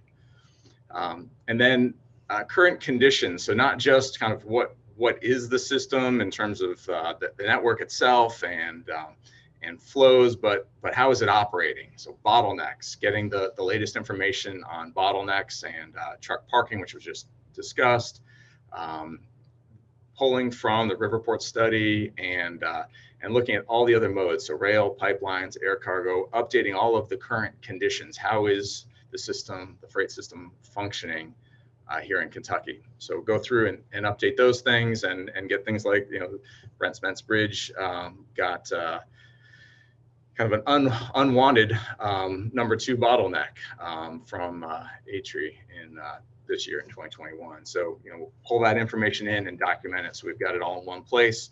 And then looking at the key industries and supply chains, latest information from U.S. Bureau of Economic Analysis, and looking at freight flows and what's going on for exports and with Kentucky and national, statewide, all of those kinds of things, as well as the first and last mile connections. So making sure that we update that whole section on what is going on with industry and supply chains for freight movements in Kentucky, through Kentucky, and from between Kentucky and other places. So trends and challenges. There's a lot going on. Again, a lot has changed since 2017, and there's new things coming out constantly. So we will look at the trends for coal that's been talked about some, automotive industry, new announcements in that area lately, agriculture, the Panama Canal back in 2017 is, things that were in process are done, and we'll get that updated. There's new technologies and energy information that needs to be brought into this. Is what are the trends and the challenges? So we'll update that section, and which will lead into the strengths, weaknesses, and needs. And so strengths and weaknesses for funding, and you've heard that mentioned on a couple occasions today already. Operations, that falls on both sides. We have operational strengths and weaknesses.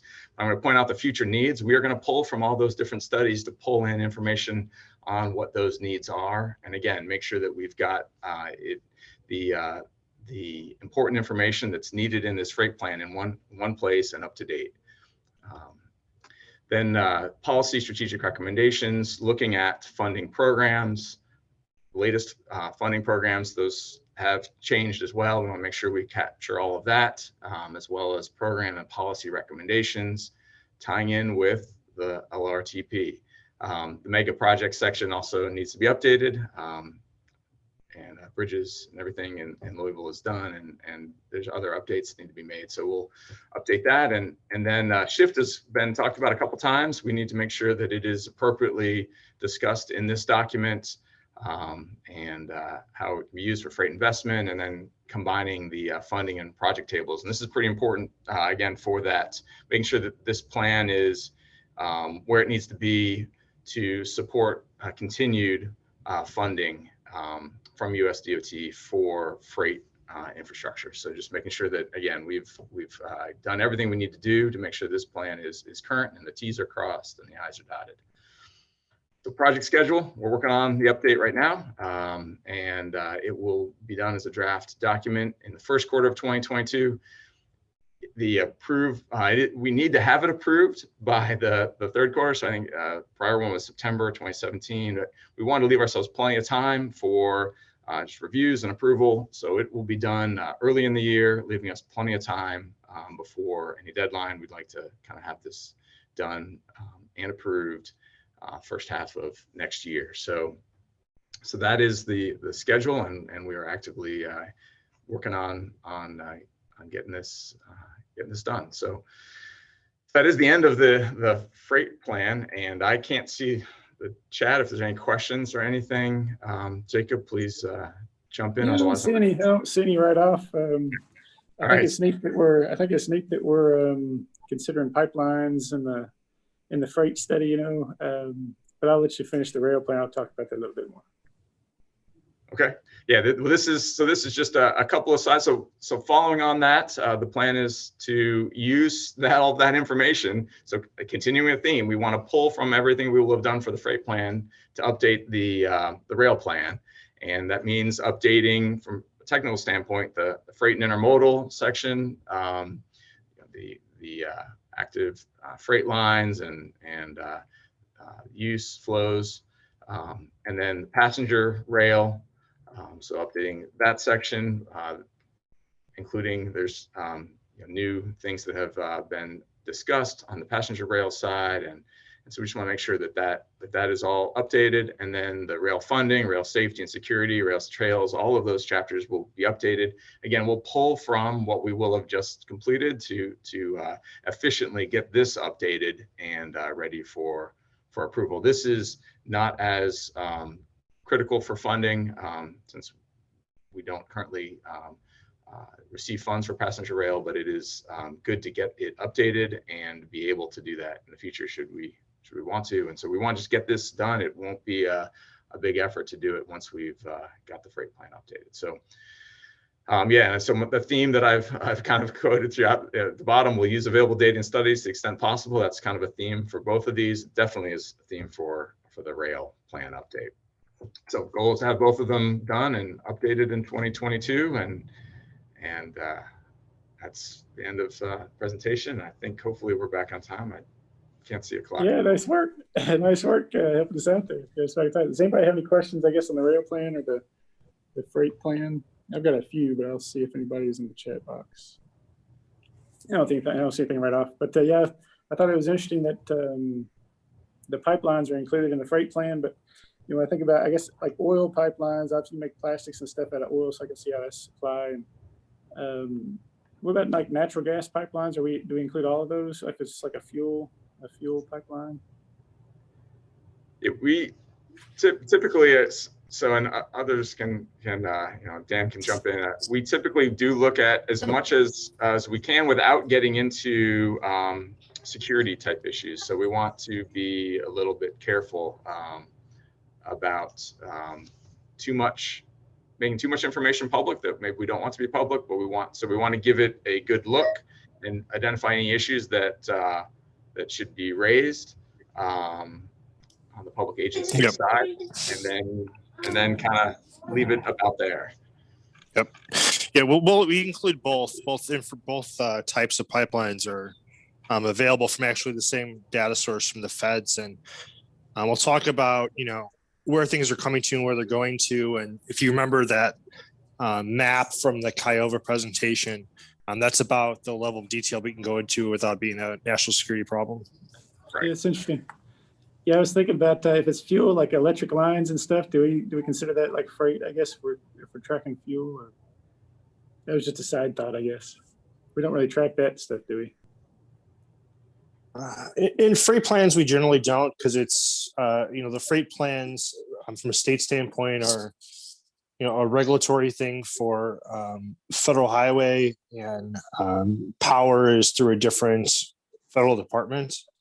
I'm not saying that people are focused more on electric trucks and things like that in the future. So I can see us going in that direction, but I think with this study, we're primarily looking to update the plan to make sure we're compliant with the FAST Act and all of our numbers and the freight investment plan and all those other things are legit, so that Kentucky has the most flexibility when it comes to spending its money.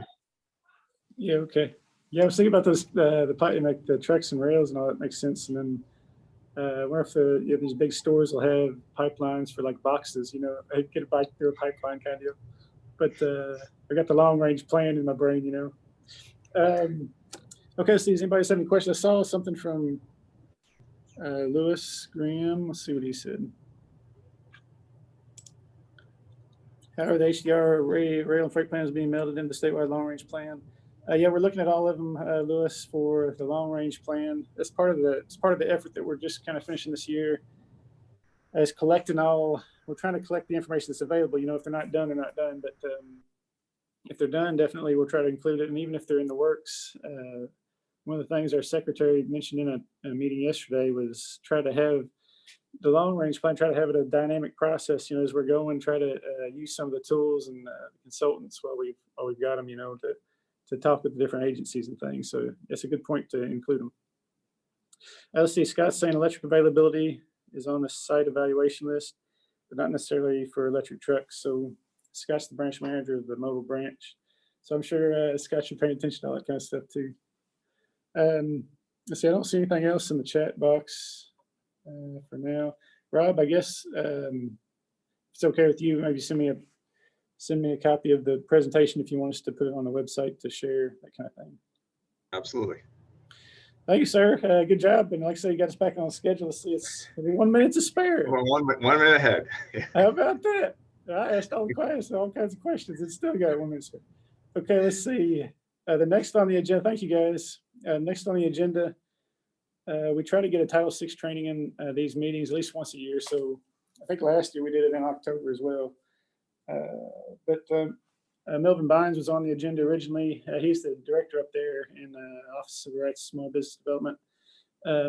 But Tiffany Squire and Mikhail Watson they work in that office as well, so they're going to do the presentation. I've got some bios that I'll read for them here quick. Okay, so Tiffany Squire graduated from Eastern Kentucky University with a bachelor's degree in social work in '96. And she's been working for the state for 25 years. She initially worked with the Cabinet for Health and Family Services. And 2 years ago, transferred to the Transportation Cabinet Office of Civil Rights and Small Business Development as a Program Investigative Officer 1. In July this year, Tiffany accepted a position as Administrative Branch Manager and was also recently accepted into the Advanced Leadership Academy, which is a great class at KYTC. I think I plugged that last time for not employee retention, but for training. Tiffany enjoys a group of individuals that she works with and looks forward to continued growth. So it's nice to have Tiffany on here. And let me read Mikhail's bio as well. She works in the Office of Civil Rights and Small Business Development as well. She started as an intern through the Minority Internship Program, which is a great program as well. I don't know if they have those. They probably have the opportunity around the state if the right contacts are made. In the fall of 2018 and was hired on full-time in 2019. She's now the Title VI liaison and the MIP coordinator. She's an alumnus of University of Kentucky with a bachelor's degree in linguistics. And although she's not currently using her degree, she loves her role at the cabinet, enjoys her job so much that she commutes from Moorhead, Kentucky. So that shows a lot of passion and dedication there. So I appreciate your time, guys. And let's see, we're back on schedule. 1 minute Okay. after 11:20. But yeah, you guys go ahead and show your screen, whatever you want to do there with your presentation. I'm gonna share And the let me know if I sheets. need to share. Yeah, I see it starting. Remembered how to do it. Jacob, thank you for having us. Yeah, you're welcome. I can see it. Okay, I can Yeah, see it. Yeah, good job. Okay, thank you. So good morning. Mikhail and I will be responsible for the Title VI portion of this training. This is our first year presenting, so please forgive us for any nerves that may get in the way. If you'll just, listen to us for the next 3 hours. No, I'm just joking. I'm just joking. So, all right. So what is the purpose of Title VI training? First, we want to make sure that management and staff are aware of Title VI of the Civil Rights Act of 1964. We want to make sure that management and staff are in compliance with the rules, the laws, and the regulations of Title VI. And of course, a way to familiarize individuals with Title VI is for agencies to provide civil rights training for staff. And this helps them to be aware of what to look for and how to ensure effective enforcement. So pretty much basically making sure things are done the correct way. And lastly, we want recipients to know that they're required to audit, review, evaluate, and report on Title VI compliance, because if not, then steps need to be taken to make sure that everyone is in compliance. What is Title VI? Title VI simply states that no person on the ground of race, color, or national origin shall be excluded, denied, or subjected to discrimination under any program or activity receiving federal financial assistance. So when it says that they shall not be excluded, denied, or subjected to discrimination, what does that mean? What does discrimination mean? Discrimination is the act or inaction, whether intentional or unintentional, through which a person in the U.S. solely because of distinguishing protected attributes is subjected to disparate treatment or disparate impact in any program or activity receiving federal financial assistance from FHWA under 23 U.S.C. So there's several different types of discriminations that you can see here on your PowerPoint. And I wanted to give you some more relatable examples. One example is for you have an individual that's in a training program. This training program charges the LEP, language limited English proficient, sorry you all, class member for interpreter services that are needed, or the class member to benefit from the training program. Another example is a predominantly minority community is provided lower benefits, fewer services, or is subject to harsher rules than a predominantly non-minority community. And then the last example that I have is information is provided orally, but a sign language interpreter or other form of effective communication is not provided for a hearing impaired participant. And this stuff happens frequently, and it may be because people choose to ignore it. People are not really aware of what steps to take to keep it from happening or how to address it. The next slide I want to look at is our non-discrimination laws and executive orders. There's several different laws and executive orders that are placed there, but I'm only going to read a few to you all. The 1970 Uniform Act prohibits unfair and inequitable treatment of persons who have been displaced or whose property will be acquired as a result of federally assisted program or activities. Section 162 prohibits discrimination based on sex or gender.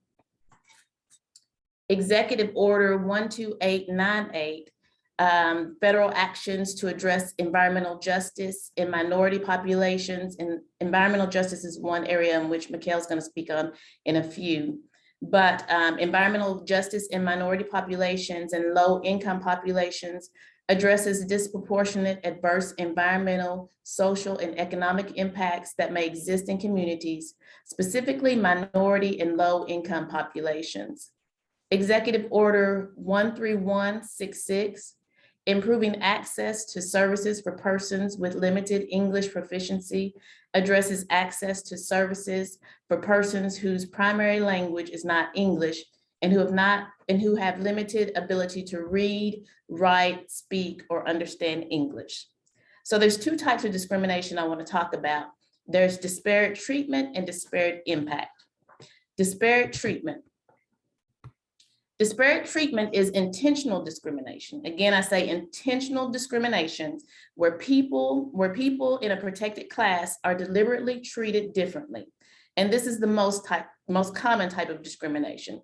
For example, an employer giving a certain test to all women who apply for a job, but not to men who apply for a job. And then you have disparate impact. This is discrimination that is unintentional. The procedures are the same for everyone, but people in a protected class are negatively affected. For example, testing all applicants and using results from the test that will unintentionally eliminate certain minority applicants disproportionately. So I'm going to read a statement to you and would like for you to tell me if you think that this is disparate impact or disparate treatment. And remember that treatment is intentional and impact is unintentional. A public transit system, and you can put this in the chat box if you want, or speak out loud, it doesn't matter. Okay, so a public transit system ends services at 10 p.m., yet late night customers are primarily Hispanic because many people in the Hispanic community depend on public transportation for late shift employment. So can anybody tell me, is that disparate impact or disparate treatment? And I'll give you a few seconds.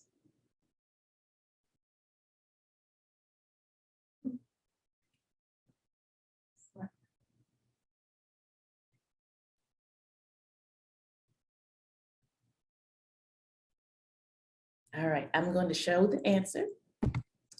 That is disparate impact. It is an unintentional treatment.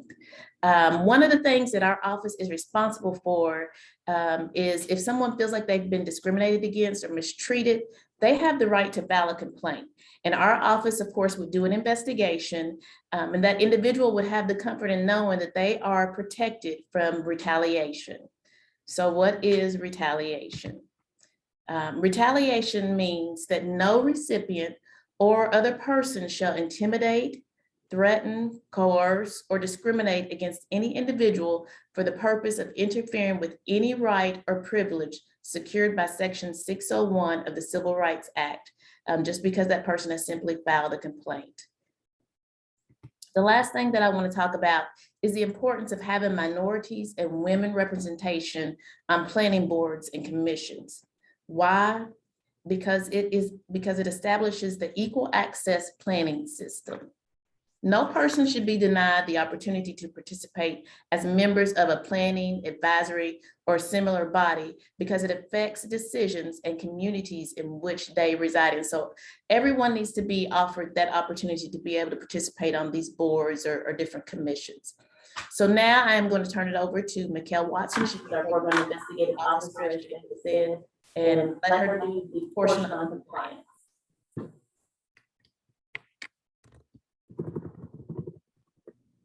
Okay, good morning. I am with compliance. So who must comply? Could you change it to the next slide, please? So who must comply? Recipients of federal financial aid must comply with the various Title VI non-discrimination laws and regulations. Recipient is any entity or individual to whom federal assistance is provided. And subrecipients and contractors, regardless of tier, are required to prevent discrimination and ensure non-discrimination in all of their programs and activities. So federal aid or federal assistance can come in different forms, and some of these forms are a grant and direct funding, grant or donation of federal property, equipment and training, detail of federal personnel, sale, lease, and permission to use federal property.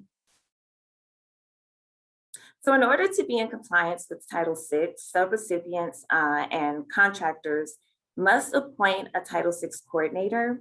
And this is going to be the responsible official in matters relating to Title VI.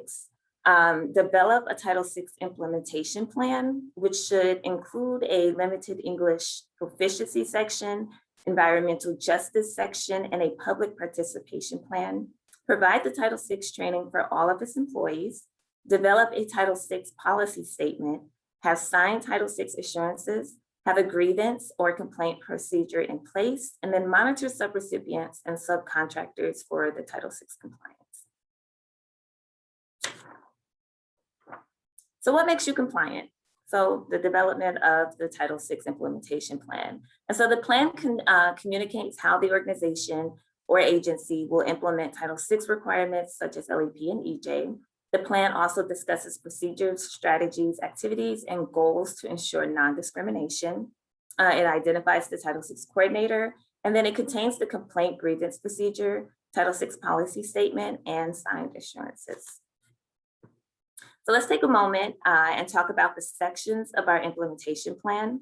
Our first section is the LEP, or Limited English Proficiency Plan, and it refers to Executive Order 13166, which requires federal agencies, including those agencies who receive federal funds, to examine the services they provide, identify any need for services to those with limited English proficiency, and develop and implement a system to provide those services to LEP persons, so LEP persons can have meaningful access to them.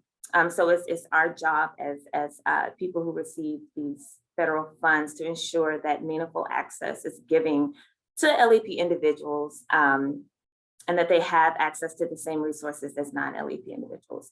So who is an LEP person? And that is a person who does not speak English as their primary language and has limited ability to read, speak, write, and understand English. So there's a question here, and again, you can answer in the chat. How does your organization or agency assist customers that do not speak English? And I know some of us may not have direct contact with the public, but if you kind of have an idea, I would like for you to answer. Okay, what was the question again? I missed it. Some translation. What else do we have here? So what was the question? It was how do we engage people who can't speak English? Okay.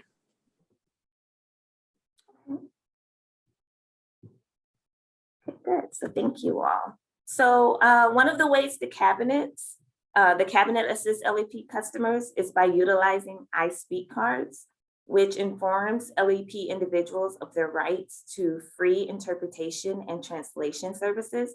And it also allows these individuals to identify their language, their native language, by just simply pointing to it. So we subscribe to an interpreter phone service. Okay, good. Thank you all. Next slide, please. Is this four factor? Okay, perfect. So in order to determine the most effective way to service LEP populations in your area, a four-factor analysis needs to be conducted. So the following four-factor analysis will serve as a guide to determine which language-assisted measures should be taken to guarantee access to federally funded programs by LEP individuals. So factor number one is the number of LEP persons eligible to be served or likely to be encountered by the program or recipient. And you can actually utilize the US Census to help determine the LEP population in your area. Factor number two is the frequency with which LEP persons come in contact with your program. And you can utilize surveys to do this. One thing that our office did was sent a survey to KYTC's Department of Vehicle Regulation to determine how often employees came in contact with LEP individuals and what language they encountered the most. Factor number three is the nature and importance of the program, activity or service provided by the program to people's lives. So we know transportation has an important role in the lives of the LEP population. And these individuals and minority communities are typically the populations that experience the greatest impact when transportation decisions are made. And some of the services that are critical that KYTC provides are public transportation, right-of-way procurements, public involvement and safety in regards to construction, and allowing access to file a complaint. And then the last factor here is the resources available to the recipient for LEP outreach, as well as the costs associated with the outreach. And so we have two types of language assistance services, and that's oral, which refers to interpretation, and then written, which refers to translation. So a part of maintaining compliance is to ensure that you have a safe harbor provision. And according to HUD.gov, a safe harbor in the context of this guidance means that the recipient has undertaken efforts to comply with respect to the needed translation of vital written material. So safe harbor provision means that if an organization or agency provides written translations under this provision, such action will be considered strong evidence of compliance with the organization or agency written translation obligation. So safe harbor applies to the translation of written documents only. And then safe harbor requires written translations of vital or critical documents for LEP group that meets the threshold. And so these thresholds are: safe harbor stipulates for each eligible LEP language group that constitutes 5% or 1,000 persons, whichever is less, of the total population of persons eligible to be served or likely to be affected or encountered, the recipient will provide a written translation of vital documents. And so some examples of vital documents are consent and complaint forms, intake and application forms, written notices of rights, notices of denials, losses or decreases in benefits or services, and notices of persons' right under Title VI. Slide, please. And so here's a table for safe harbor for written translation. If you kind of want to look over that, it looks at the size of the language group and the frequency that is encountered, and then it looks at the recommended provision of written language assistance. I do want to point out this last section. It says 5% or less of the eligible population or beneficiaries and less than 1,000 in number, that no written translation is required. And so there could be a question, is there an expectation for an agency to provide language assistance to this group of people? And the answer to that would be to utilize the four-factor analysis to determine whether to provide oral interpretation or vital documents if requested. So the second section of the implementation plan will be the EJ section. And this refers to Executive Order 1289, and it addresses environmental justice in minority populations and low-income populations. So when creating the EJ section, you want to make sure You are identifying and addressing as appropriate disproportionately high and adverse human health and environmental effects of its programs, policies, and activities on minority populations and low-income populations. You want to ensure the full and fair participation by all potentially affected communities in the transportation decision-making process and prevent the denial of, reduction in, or a significant delay in the receipt of benefits by minority and low-income populations. And then the last section is the development of a public participation plan, and it's engaging the public with the opportunity to make them aware of projects or services and to provide input in the decision-making process. You can do that by having public meetings or hearings in central locations, advertisements with local media and minority newspapers, direct mailings, public service announcements, website, radio, and TV. And it's important that when doing this, you consider your LEP population and translating this information into those languages that are frequently encountered. So yeah, next slide. So last but not least, non-compliant. If a recipient is found to be non-compliant by FHWA, the following sections can occur. So federal informal action, and this is the preferred mechanism, federal corrective action plan, federal funding termination, federal government can terminate funding for actual or threatened non-compliance, and then hearing rights. And then last but not least, if the subrecipient is found to be non-compliant by KYTC, the following sections can occur. So a state informal action plan, again, this is the preferred method, state corrective action plan, financial penalties for responsible entities, and that can include withholding funds, termination or suspension of the contract or grant in whole or in part. So that completes our presentation. Thank you for your time. And if you have any questions, I saw some in the chat, please feel free to answer, or you can contact us here. Yeah, thank you guys. Excellent job. Good linguistics, guys. So you're using your degree. Let's see, I had a few things in the chat box. Let me find them here. I was impressed you guys worked in some public participation, both of you, in your presentation. Good job. Let's see.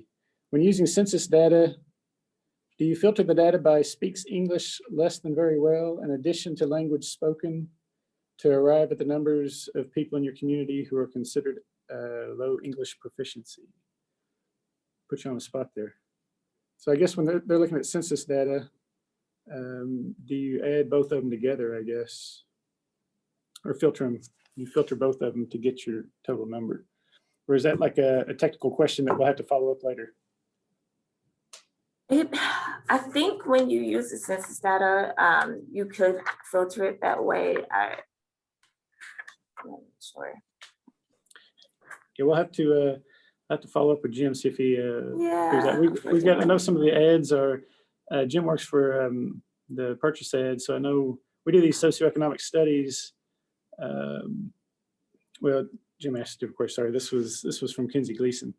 But I know the MPOs and the ads are both, they're both interested in these socioeconomic things. So they deal with the census columns, all the myriad of different data source columns and rows. So questions like that, we'll have to get back with Kinsey there.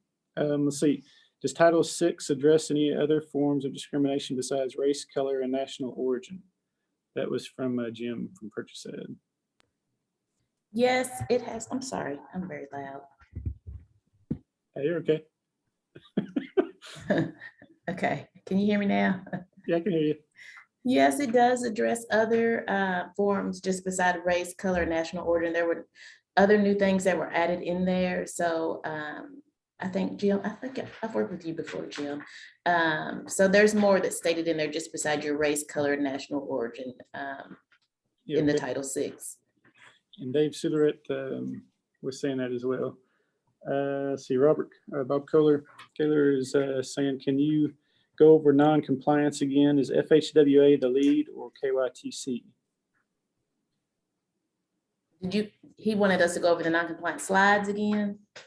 Or just, Yeah, I guess go over non-compliance again, Can you go? in terms of whether the FHWA or KYTC is the lead. Okay, so. I guess what would that be? Federal or state? I guess we're both Well, I responsible. think we would have to report that to FHWA to let them know that this wasn't being compliant. So I guess typically that would put FHWA in the lead. Yeah, okay. Okay, let's see. And then let's see I have to read that as well again about the disparate impact and or what was it, treatment? Everybody in the comments, they all got it right. Everybody that responded, I was impressed by that. They all said impact. And I guess that's when it's unintentional. I guess somebody had put unintentional. And if it's treatment, it's intentional. Is that kind of the difference? Correct. Okay. And then the translation, that polling question, I think everybody was saying interpreter, translator. And Dave Sidler over that KTC was saying they communicate in numbers. so I asked him if he's ever translated numbers. He said, Siete, ocho, nueve. But I guess with numbers, people can communicate like sign language, I guess, as well. Some people with low English, I wonder how much of that, wonder how many people actually know, other languages that, or how much training is out there, for people to learn, how to communicate in English or sign language or whatever. But regardless, I guess we're still trying to track those populations so we can help them. Okay, let's Yes, see. and I believe that we have our, we're still waiting on, I call the census, and we're still waiting for I think more documentation is supposed to come out in December. So we don't even have all the current data with regards to all the census information that was supposed to come out this year. Okay. And then let's see, Eunice Holland from Kentucky River. I know she does a lot of socioeconomic things. This has been our practice since if they note that they are mostly fluent in English, not be considered LEP. We have a number of languages that exceed the 1,005% threshold. Determined to be targeted. So you guys can see those in the chat box. And then Dave was responding again about the number thing. Okay. And then let's see, Eunice also said the census data for this table, I guess that's a column or a table number, age by language spoken at home, by ability to speak English for the population 5 years and over, have a data in categories of speak English well, not all. So yeah, Eunice is a good resource there too. If Kinsey has follow-up questions, that kind of thing. Let's see, and Bob is asking another one. Let's see what Bob says. Does KYTC plan to continue to require MPOPs to prepare Title VI plans programs on an annual basis? We are a multi-state agency. Yes, we will. He says they are a multi-state agency where other states have a 3-year cycle, I guess is why he's asking that. Yes, they will continue to submit their Title VI plan on an annual basis. Okay, a piece that's in Kentucky for sure. Okay, let's see. Does anybody else have anything else for Title VI? Questions for Tiffany or Mikhail?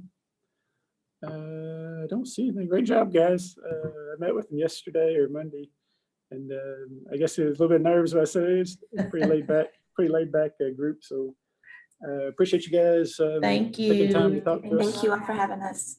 If I get any other follow-up questions, I'll forward them on to you. Okay, thank By you. email or something. All right, see you guys. Okay, let's see what's our time looking like. 11:40. All right, we got a little bit of time left. Let me reach out to Rochelle Ellis again from FHW. I don't know if she's still on. Let me check. Yep, I'm still here. Yeah, hey, Rochelle, I know you were sharing a map there. Did you want to, if you got it handy there, maybe now's a good time to kind of show the map of what you do. I meant to ask you that a little earlier, but I knew we might have a little time at the end. This was for the call to action or call for projects, I think was the name of it, that PDF that I attached yesterday in an email. Yes. So Rochelle, if And you got that map, I'm going to say what you guys do. And we heard from Lewis last STP meeting, kind of went over Eastern Federal Lands.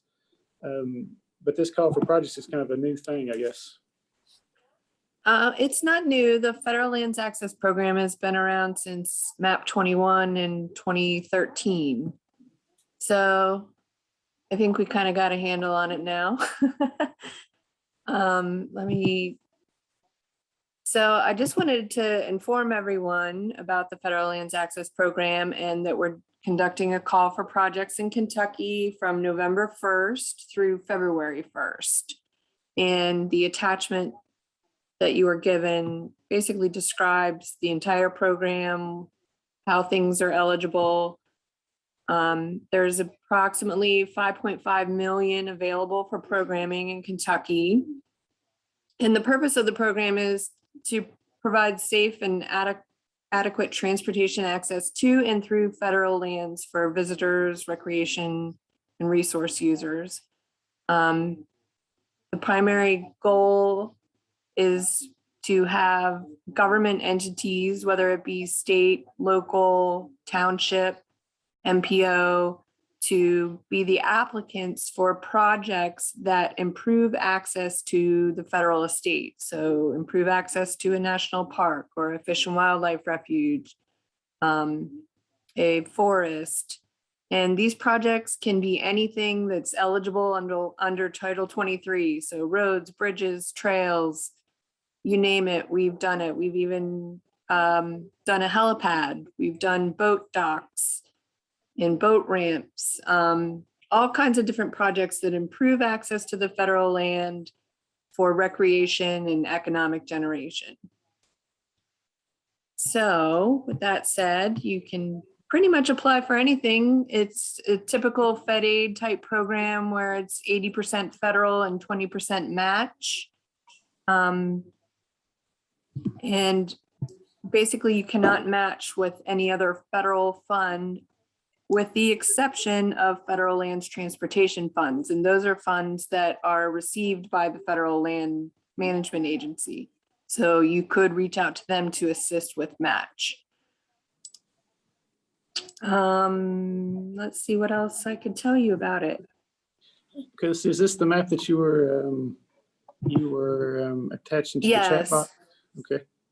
Yes, that's So this just a, it's from National Atlas, and the first one I posted was Tennessee. I apologize. It was labeled That's Kentucky, okay. but it was of Tennessee. It's okay. So I got the correct one on there. And there aren't a lot of federal lands in Kentucky, but you do have some pretty big forests. I know we've seen plenty of applications for Daniel Boone and let's see, Land Between the Lakes, we've seen some applications. DOD facilities are eligible as well, as long as they have a public aspect to them. So whether, they should have some sort of either a museum or some have golf courses, something that's accessible to the public. So we're not just improving access to a fort per se, you're improving access to a fort that has public facilities. So that is an option as well, because there are other funding sources for roads to forts,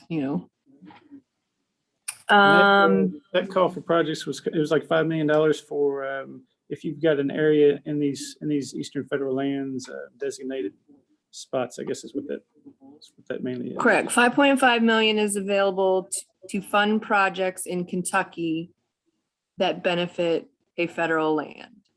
Okay. Now see, John Ballantyne has his hand up. John, are you still on there? You might be muted. I'm trying to unmute here. Yeah, there you go. You're unmuted. I can hear you. Hello. Hello. Yeah, thank you so much, Rochelle.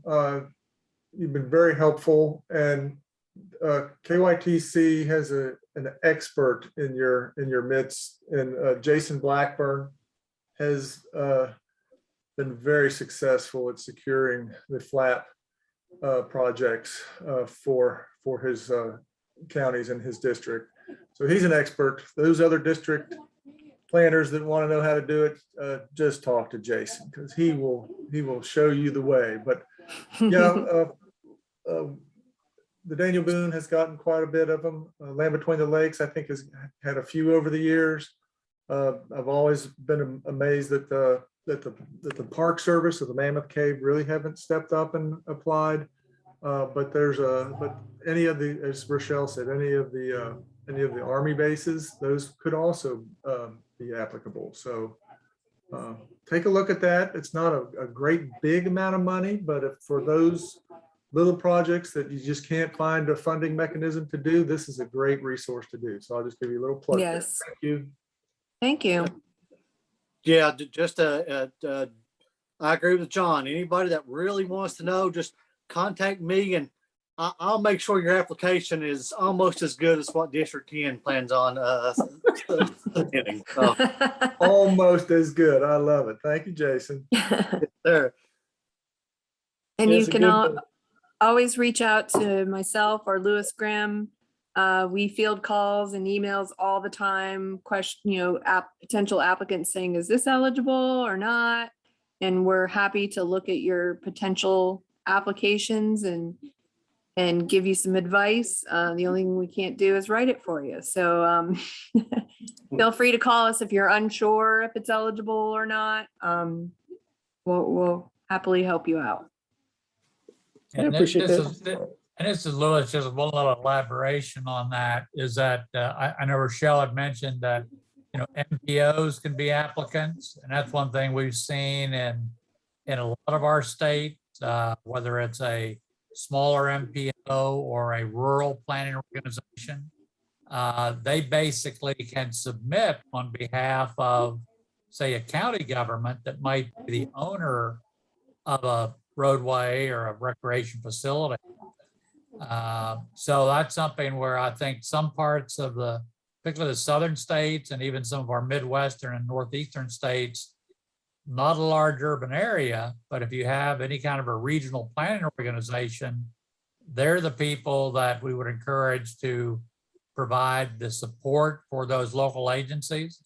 And we treat everybody the same. There's no action that gives a higher or lower level of preference to whether it's an RPO, an MPO, or a state DOT or a county or city government making the application.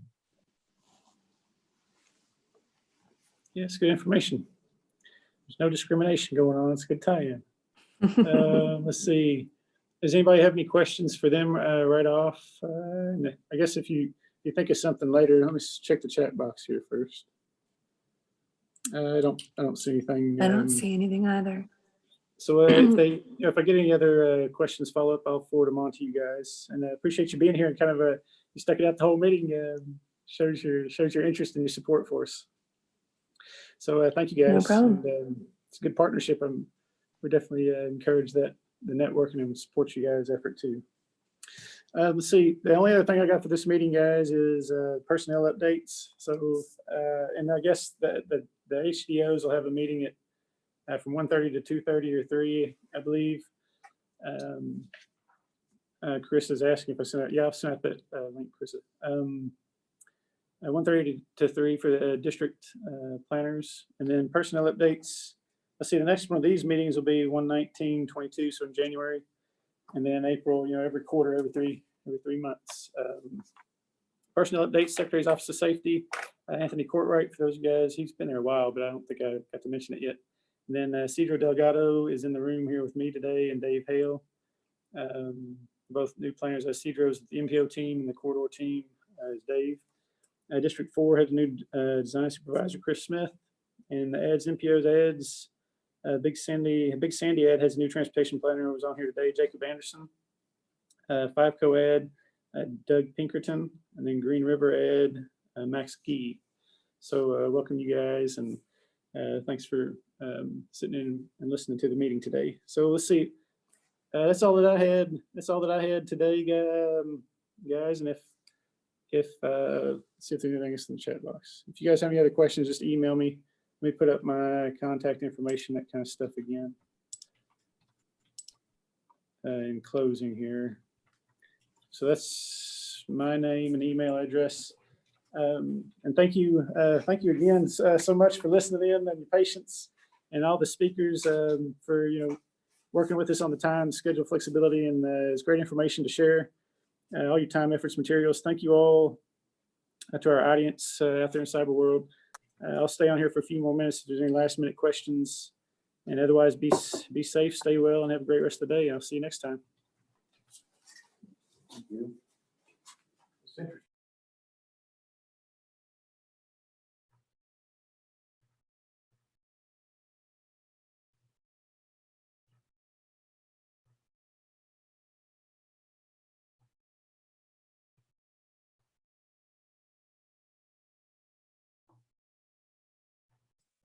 Thank you, Mr. Huber. Talk to you later. Yeah, thank you guys for being here. Good job.